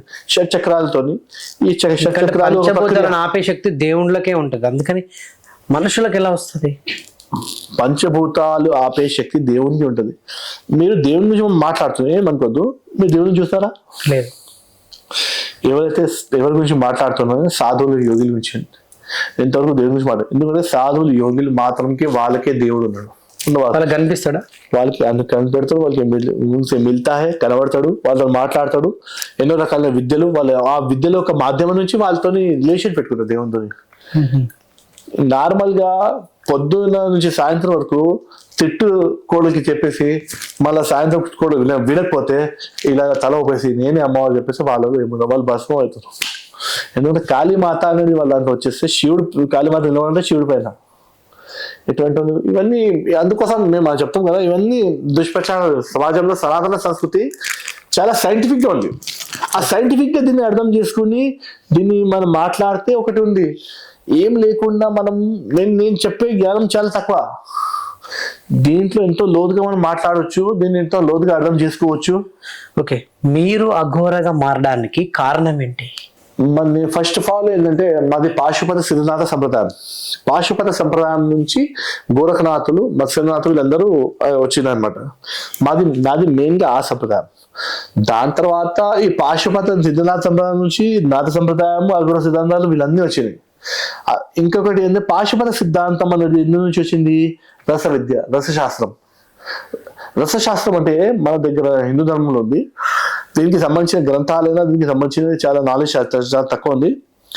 చెట్ల మూలికలతోని రసం తయారు చేసి అందులో ఒక కాపర్ లాంటి ఒక మనం పెట్టినామంటే 24 hours తర్వాత ఆ కాపర్ అనేది గోల్డ్ తయారవుతుంది. అవునా? అది దాని యొక్క మాత్రం దానికి వేమన కూడా దానికి ఒక అదర్మన చేసినట్టు కూడా యాక్చువల్గా ఏంటంటే ప్రకృతిలో మనం ఇప్పుడు 5 పంచలోహాలు అంటాం, గోల్డ్, ఐరన్, ఇవన్నీ ఉన్నాయి, కాపర్, ఇవన్నీ. కానీ గోల్డ్ ఒకటే సత్యం, మిగతా ఇవన్నీ ఈ 4 గోల్డ్కో ఒక బిమారీ అయితే సిల్వర్ అవుతుంది, ఇంకొక బిమారీ అయితే కాపర్ అవుతుంది, ఇంకొక బిమారీ అయితే పీతల్ అవుతుంది, ఇంకొక బిమారీ అయితే ఐరన్ అవుతుంది. ఈ 4 ఉన్నాయి. 4 రోగాలు తీయడానికి మూలికలు ఉన్నాయి, చెట్లు ఉన్నాయి, అది వాడితే ఇవన్నీ కూడా గోల్డ్ అయిపోతాయి. అవునా? అట్లాంటి సిద్ధాంతాలు అటువంటి అవంతా రస విద్య. దానికి రసశాస్త్రం, రస విద్యలు ఉంటారు. దీని తర్వాత పాశుపత సిద్ధాంతం వచ్చింది. పాశుపత సిద్ధాంతం శైవ సిద్ధాంతాలు వచ్చింది. దాని తర్వాతనే ఈ దాత సంప్రదాయాలు, అఘోర సంప్రదాయాలు ఇవన్నీ తర్వాత వచ్చినాయి. ఇవన్నీ ఇప్పుడు వచ్చినాయి. ఇవన్నీ ఇది మూలం అనమాట మనం చెప్పింది. అయితే రసశాస్త్రం తోటి, రస విద్య తోటి నార్మల్ ఐరన్ ని కూడా గోల్డ్ చేయొచ్చు. ఏం పెద్ద విషయం కాదు. చేసేటోళ్ళు ఇప్పుడు కూడా ఉన్నారు. శ్రీశైలం లాంటి అడవిలలో ఉన్నారు. అవునా? ముస్లింలు 70 సంవత్సరాలు 80 సంవత్సరాలు ఉంటారు, అలా ఉన్నారు. ఓకే, మీరు ఈ అఘోర కాకముందు ఏంటి మీరు అసలు? ఏంటి అనే దానికి తెలుసుకోవడానికి నేను ఈ సిద్ధాంతం మార్గంలో వచ్చిన. అంతకుముందు ఎవరు అంటే మీరేంటి అసలు ఏం చేస్తుండే? నేను 8 years ఏజ్ నుంచి ఇలా పడుకొని ఉంటే 8 years నా ఏజ్ అప్పుడు 8 years ఇలాగని లేచి నాకేం తోచిందో శ్రీకృష్ణ పరమాత్మ ఒక విగ్రహం ఉంది, ఆ విగ్రహాన్ని తీసుకొచ్చి పాలు, పెరుగు, పంచామృతం స్నానం చేపించి ఒక చిన్న ఉయ్యాలలో రాత్రి 1 o'clock ఉయ్యాలి. అమ్మ అయింది, ఈయన ఇంత చిన్న ఏజ్కి ఏం చేస్తుంది, దేవుడితో ఆడుకోవద్దు రా అని నాకు తిడుతుండే రోజు. కానీ నాకు తెలియకుండా ఇది నాకు అంత ఏజ్ లో మా ఇంట్లో ఎవరు చేయరు. రాత్రి అంటే 1:30, 2 o'clock, 3 o'clock, 4 o'clock బ్రహ్మముహూర్తం, ఇటువంటి పూజలు, అది పూజని కూడా తెలియదు నాకు. అది పూజలు ఏంది, అట్లా పూజలు చేయడం, ధ్యానం చేసుకోవడం, ఇవన్నీ ఆటోమేటిక్ బై చేస్తే అలా ఇలా నేను ఆటోమేటిక్ నాకు తెలియకుండానే ఇది ప్రారంభంలో ఒక సుకృతం ఇవన్నీ అనుకోండి, నేను ఆటోమేటిక్ ఇందులో వచ్చేస్తాను. ఇది మళ్ళీ ఇవన్నీ ఏంది, నేను ఏం చేస్తున్నాను, నాకు పిచ్చెక్కిందా అనే భావం కూడా వచ్చింది. దాని తర్వాత నేను మా గురుగారికి కూడా నాకు మెడిటేషన్ అనేది ఆ టైంకి నేను వచ్చేస్తే మెడిటేషన్ నాకు చిన్నప్పటి నుంచి ఒక స్పేస్ సైంటిస్ట్ కావాలని కోరిక ఉండేది. వాస్తవానికి మా మిడిల్ క్లాస్ ఫ్యామిలీ. అయితే కన్ను మూసుకొని ఇలా ధ్యానం చేస్తే నాకు ధ్యానం అనేది కూడా కదా, కన్ను మూసుకొని ఇట్లా కూర్చుంటే అంటే ఇట్లా ఎందుకు కూర్చోాలంటే అది ఇప్పుడు విశ్వామిత్ర సీరియల్ వస్తుంది టీవీలో, చిన్న టీవీలు ఉంటాయి డబ్బాలు, యాదుండో లేదు ఆ టైంకి మీకు చూడండి. ఆ టీవీలు ఇంట్లో మా ఒక గల్ల చిన్న ఒక రోజు ₹1 గల్ల పలుగొట్టి ఆ టీవీలు తెచ్చేస్తే అసలు ఆ వచ్చే ఆనందం వేరే ఉండే. మళ్ళీ అందులోపల రామాయణం, మహాభారతాలు చూసి ఆ ఋషులు ఇట్లా తప్పదు. మేము కూడా ఏం చేస్తాం, పొద్దుగా లేసి ఇట్లా కూర్చొని ధ్యానంలో కూర్చుంటే అప్పుడు ఆకాశంలో లైట్, చంద్రం, స్టార్స్ ఇవన్నీ కూడా వెళ్ళిపోతున్నా లోపల. రోజు చూస్తున్నా, రోజు ఎంజాయ్. 1 గంట 2 గంటలు కూర్చుంటాను. నాకు అంటే మెడిటేషన్ అనేది కూడా తెలియదు. నాకు మెడిటేషన్ మా ఫ్యామిలీలో ఎవరు తెలియదు మెడిటేషన్ అంటారు దానికి. నాకని కాదు, మా ఫ్యామిలీ ఎవరు నేర్పే కూడా లేదు. తెలిసి ఉండొచ్చు మా డాడీకే, కానీ వాళ్ళు ఎవరు తెలియదు. నేను ఇట్లా అయిపోయినా. మార్నింగ్ ప్రతిరోజు చేస్తే ఒకరోజు నక్షత్రాల మధ్యలో ఒక చిన్న లైట్ అనేది ఒకటి వచ్చి దగ్గర వచ్చేసి ఆ లైట్ అది మాటలు స్టార్ట్ అయింది. ఫస్ట్ నేను భయపడ్డా. మళ్ళీ ఏంది గురుగారా అని నేను అక్కడ అడిగిన, ఎవరు మీరని. 2-3 సార్లు అడిగితే అక్కడ నుంచి ఆన్సర్ రాలే. ఒక ఆకారం వచ్చింది, గురుగారు అని అడిగిన. నేను ప్రకృతి సౌండ్, ఆ సౌండ్ వైబ్రేషన్ తో 3 days నేను ఇంట్లోనే మొత్తం బాడీ అంతా హీట్ ఎక్కి నేను పండుకున్నా. అంటే బెడ్ సోగాను, నాకు అంత రోగం వచ్చింది. మళ్ళా భయం వచ్చి ఇట్లా పండుకుంది. ఇట్లా ధ్యానం చేసేస్తే మాత్రం ఏమో దయ్యాలు, భూతాలు కూడా కనబడుతున్నాయి, ఏం కనబడుతున్నాయో, ఇది రైటో రాంగో ఇట్లా. మళ్ళా మనిషి లోపల కోతితో మనిషి తయారు చేయని చెప్తారు కదా, నాకు తెలియదు. ఏదో 4 మనిషి నేను చిన్నప్పుడు మైండ్ సైకాలజీ మళ్ళీ ఒకసారి ధ్యానం చేద్దాం. మధ్యాహ్నం ధ్యానం చేస్తా. మధ్యాహ్నంకి మంచిగా కమ్యూనికేషన్, ఆ లైట్ అవన్నీ ఇక్కడ కనండి. ఆయన ఒక గురువు, ఆయనతో మాట్లాడే స్టార్ట్ అయింది. కొన్ని రోజుల తర్వాత ఆయన నాకు నాలెడ్జ్ ఇవ్వడం, నేను నాలెడ్జ్ రాయడం కూడా స్టార్ట్ చేస్తాను. రాసిన తర్వాత నేను పిచ్చోన్ అయిపోయినానా. ఇది ఏజ్ లో? నేను చాలా చిన్న ఏజ్. అప్పుడు అందాదా ఎంత ఉంటుంది ఏజ్? నేను 9th class లో వచ్చిన పీరియడ్ అనుకోండి. అంతవరకు ఇవన్నీ చాలా జరిగినాయి. ఇప్పుడు 9th class 10th class లో ఉన్న పీరియడ్ లో మేము జరిగింది రాసింది ఇప్పుడు కూడా ఉంది. వాటిని మా సిస్టర్స్ వీడు ఏమైతున్నాడు, పిచ్చోడు అవుతున్నాడు, ఏమైతున్నాడు, ఏదో రాస్తున్నాడు, ఏదో చేస్తున్నాడు, తొందరగా లేస్తాడు, ఏదో ఎలా కూర్చుంటాడు, అది రాసింది వాళ్ళు ఇట్లా చదువుకుంటే కూడా అసలు వాళ్ళకి అర్థమైతలేదు. అది నాకు అర్థమవుతుంది. నేను ఏం రాస్తున్నాను. వాళ్ళు ఏం చేస్తారు, మా సిస్టర్కి ఆల్రెడీ అప్పుడు మ్యారేజ్ అయిపోయింది, వాటి అన్నిటిపైన కెరోసిన్ వేసి కాల్ చేస్తే బుక్ మొత్తం కాలేదు, లోపల ఆ పేపర్లు అలాగే ఉన్నాయి, అక్షరాలు పక్క నుంచి కాల్చేసాను, కానీ ఒక అక్షరం కూడా కాలేదు. మళ్ళీ వాటిని మళ్ళీ జాగ్రత్తగా దాచుకొని పెట్టేసుకున్నా, వాళ్ళకి చెప్పకుండా. మళ్ళీ నాకు కూడా వచ్చింది సందేహం, నేను పిక్చర్ అవుతున్నాను అయింది. మళ్ళీ నేనేం చేస్తాను అంటే, ఒకరోజు అక్కడ గురుగారు ఏమన్నారు, నువ్వు రాత్రికి తొందరగా రావాలన్నారు. అలానా నేను కావాలని ఆ రోజు రాత్రికి లేట్ వచ్చిన. టెస్ట్ అనమాట, గురుగారికి పెట్టిన టెస్ట్ మీరే పెట్టారు? నేనే పెట్టిన, రాత్రికి నువ్వు తొందర రావాలని చెప్తే నేనే గురుగారికి పెట్టిన టెస్ట్. అయితే ఏమైందంటే ఆ రోజు రాత్రికి నాకు కుక్కలంటే భయం. వెనక చూస్తే నల్లగా ఒక కుక్క ఉంది, మెల్లగా ఏం సౌండ్ బాగా కూడా అంటది పాపం, మెల్లగా ఇట్లా నడుస్తుంది. అది ఏమి కుక్క వచ్చింది, నాకు కుక్కలంటే భయం కదా. మళ్ళగా వస్తున్నా, రాత్రి 11:30 అయింది. మనం ఇంకా చూస్తే మళ్ళీ ఇద్దరు ఉన్నాం సేమ్ టు సేమ్. మళ్ళీ కొంచెం ముందు వస్తే ఇట్లా చూస్తే 50 కుక్కలు చూడకు, 50 100 చూడలేదు. అమ్మో కుక్కలు చాలా ఉన్నాయి, ఊరికి ఇంటికి వచ్చిన. మళ్ళీ అప్పుడు ఒక జ్వరం వచ్చింది.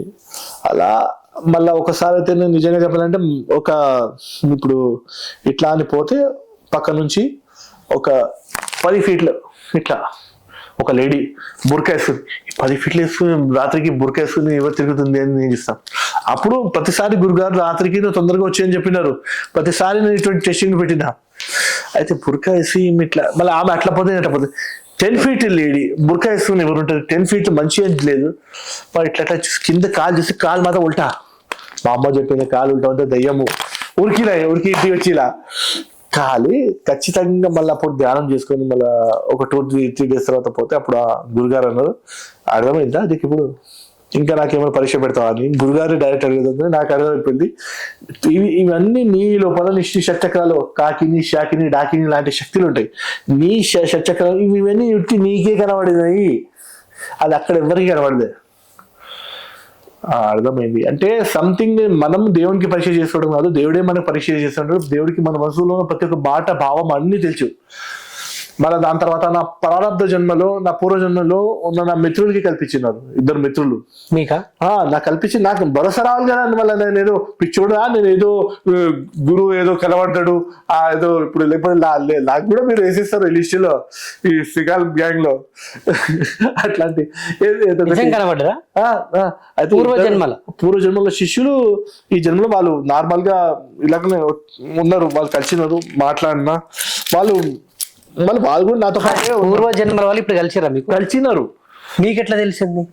గురుగారు పర్టికులర్ గా నువ్వు ఆ ఇంటికి పో అని చెప్పినారు నాకు ఆ ఇంటికి పోంటే పోయినాను. చూసి అక్కడ ఒక అబ్బాయి ఉన్నాడు. నేను ఏంటంటే ఆ మూమెంట్ లో ఏంటంటే ఇంటి నుంచి పారిపోయిన తర్వాత ఆ టైంకి గురుగారు అన్నాడు, నువ్వు ఆ ఇంటికి పో, ఆ ఇంటికి ఒక అబ్బాయి ఉంటాడు. నేను పోలే. నెక్స్ట్ ఏం చేశాను, నా దగ్గర ఒక ఆయన వచ్చేది.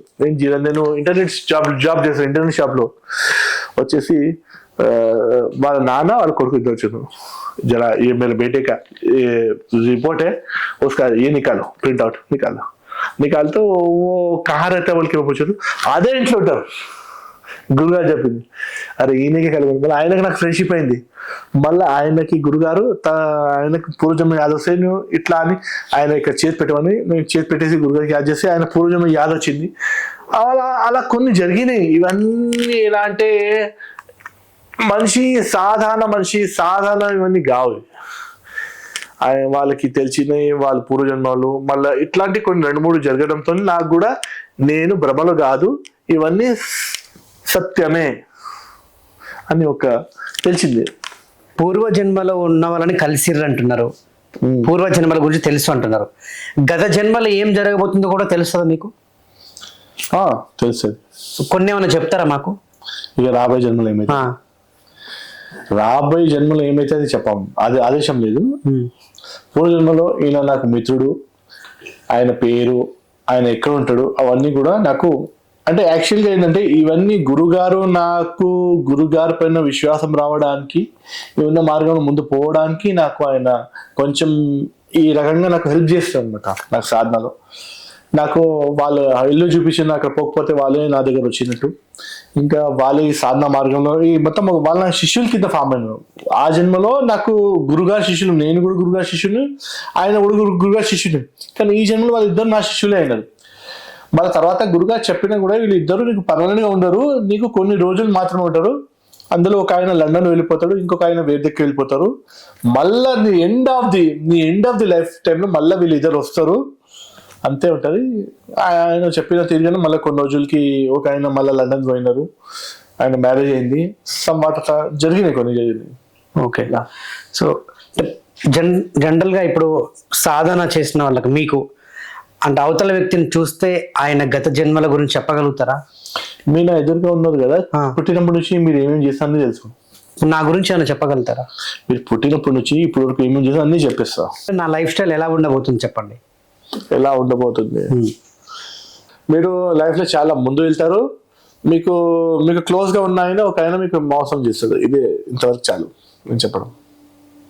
మీరు క్లోజ్ గా ఉన్న ఆయన లేడీయా జెంట్సా? వ్యక్తి జెంట్స్.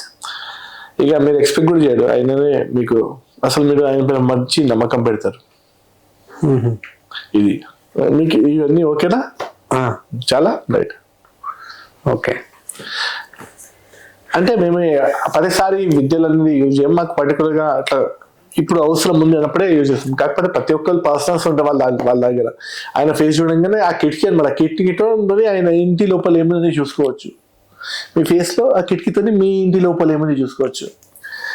కానీ ఒక్కొక్కరు ఇంట్లో ఒక్కొక్కరు పర్సనల్ ఉంటాయి కదా, మాకు కూడా తెలుసు మా ఫేస్ కూడా ఒక కిటికీయే. కాబట్టి వద్దులే, ఎందుకు దేవుడు అందరు బాగుండాలి అని అలా భావిస్తాం అంతే.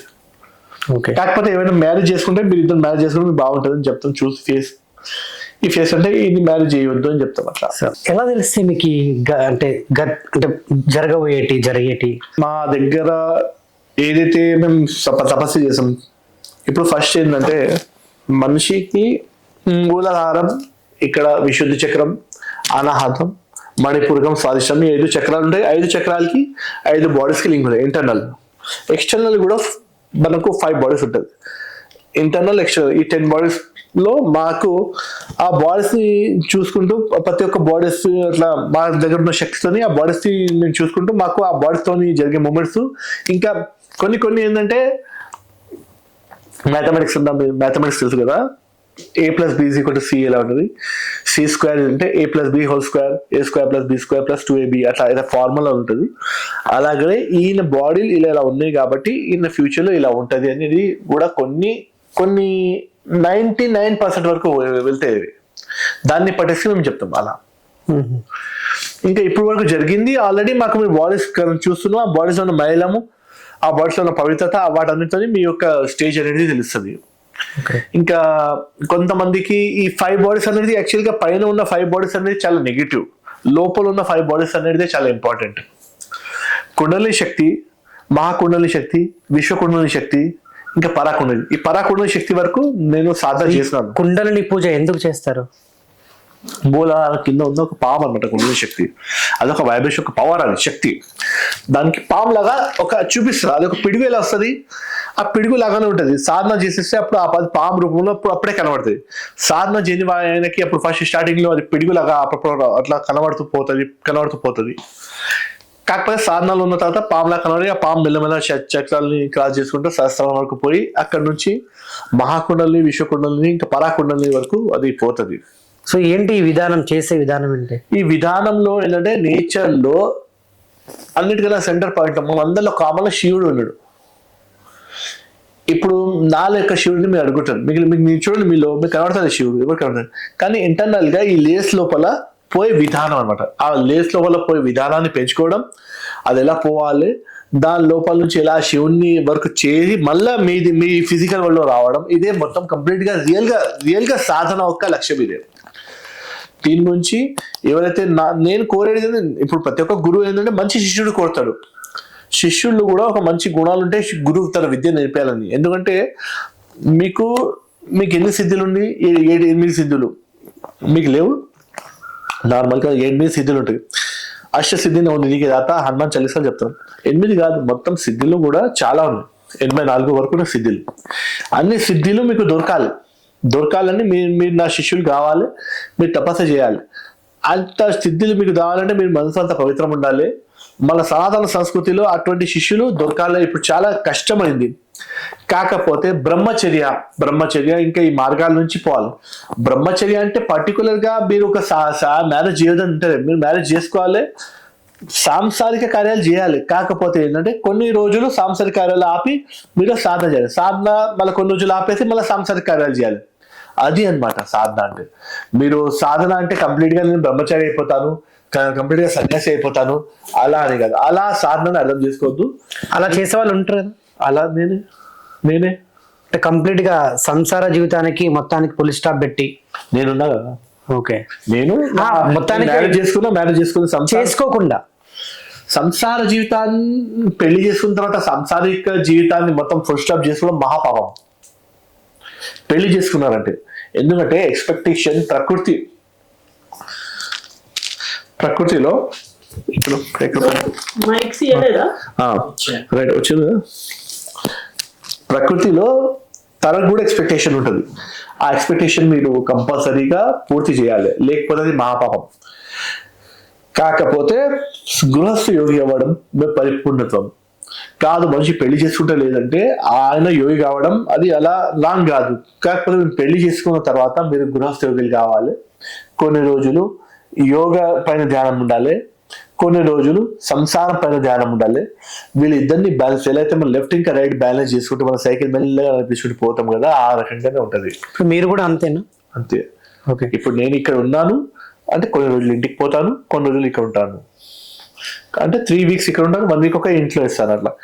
కాకపోతే నేను ఇంటికి పోయినా కూడా ఇంట్లోకి తెలుసు నేను ఏం చేస్తున్నాను కాబట్టి వాళ్ళు కూడా నా మడిని పట్టి నా ఒక దాన్ని పట్టేసి నా ప్లేట్ వేరే, నా ప్రతి ఒక్కటి వేరే. ఇప్పుడైతే మీరు సంసార జీవితానికి దూరమే ఉన్నారు? నేను కంప్లీట్ గా దూరమే ఉన్నాను ఇప్పుడు కంప్లీట్. ఈ టైంలో నా కొడుకు పెద్ద అయిపోయింది, నేనంత ఏజ్ ఉంటాడు. ఓకే, మీరు అంటే ఈ అఘోరా కాకముందు ఒక పెద్ద సాఫ్ట్వేర్ కంపెనీ నడిపే వాళ్ళని విన్నాను. అవునండి, పెద్ద సాఫ్ట్వేర్ కంపెనీ విక్సనై మీడియా అని నా కంపెనీ పేరు. మంచిగా నడుస్తుంది. అంత దుబాయ్ నుంచి వచ్చే ప్రాజెక్ట్స్, గ్రాఫిక్ ప్రాజెక్ట్స్ అన్ని ఇప్పుడు ఏంటంటే ఆ విద్యలు ఇప్పుడు కూడా వస్తాయి కంప్యూటర్ పైన చేస్తే మంచిగా అనిపిస్తాయి.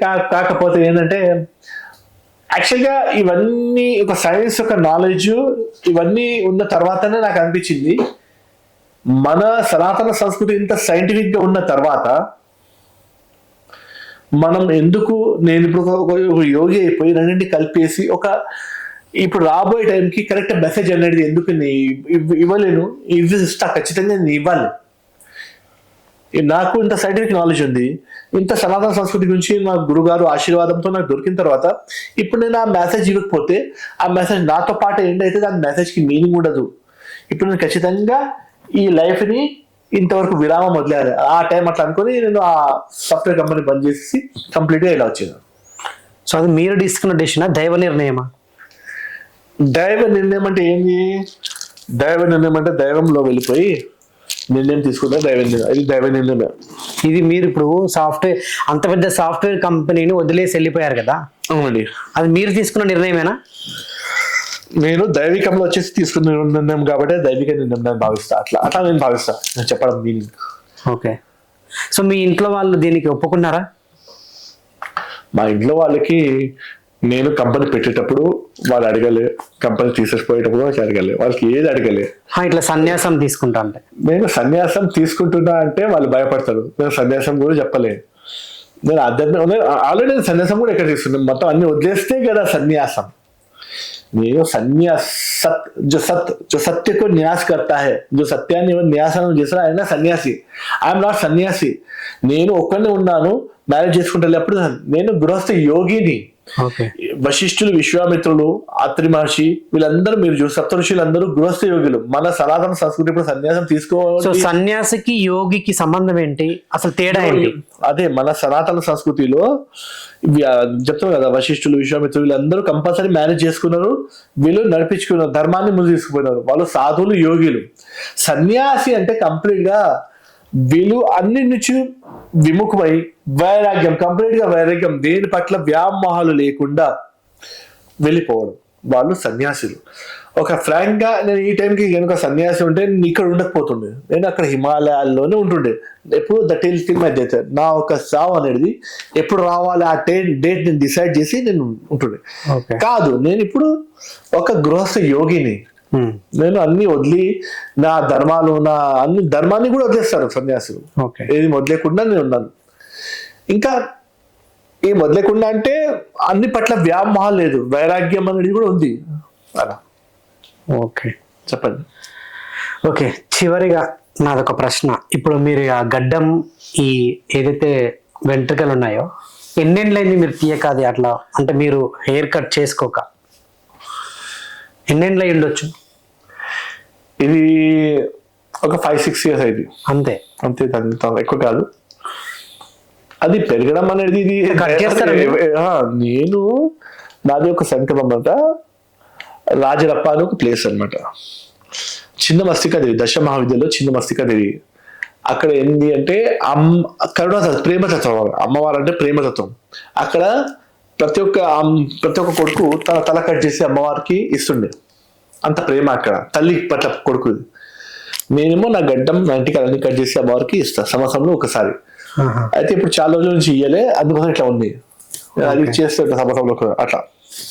అంటే ఎంత పెడుగు ఉండొచ్చు అది మీ గడ్డం? ఎంత ఉంటుంది? ఎంతవరకు తీస్తారు ఒకసారి? ఒకసారి చూస్తే అది ఇంతవరకు వచ్చేస్తుంది. దానికి చూడాలి.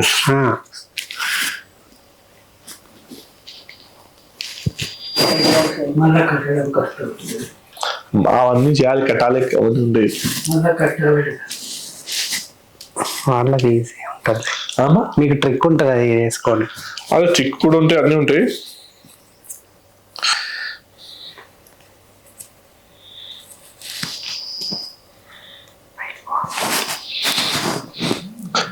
నా గడ్డ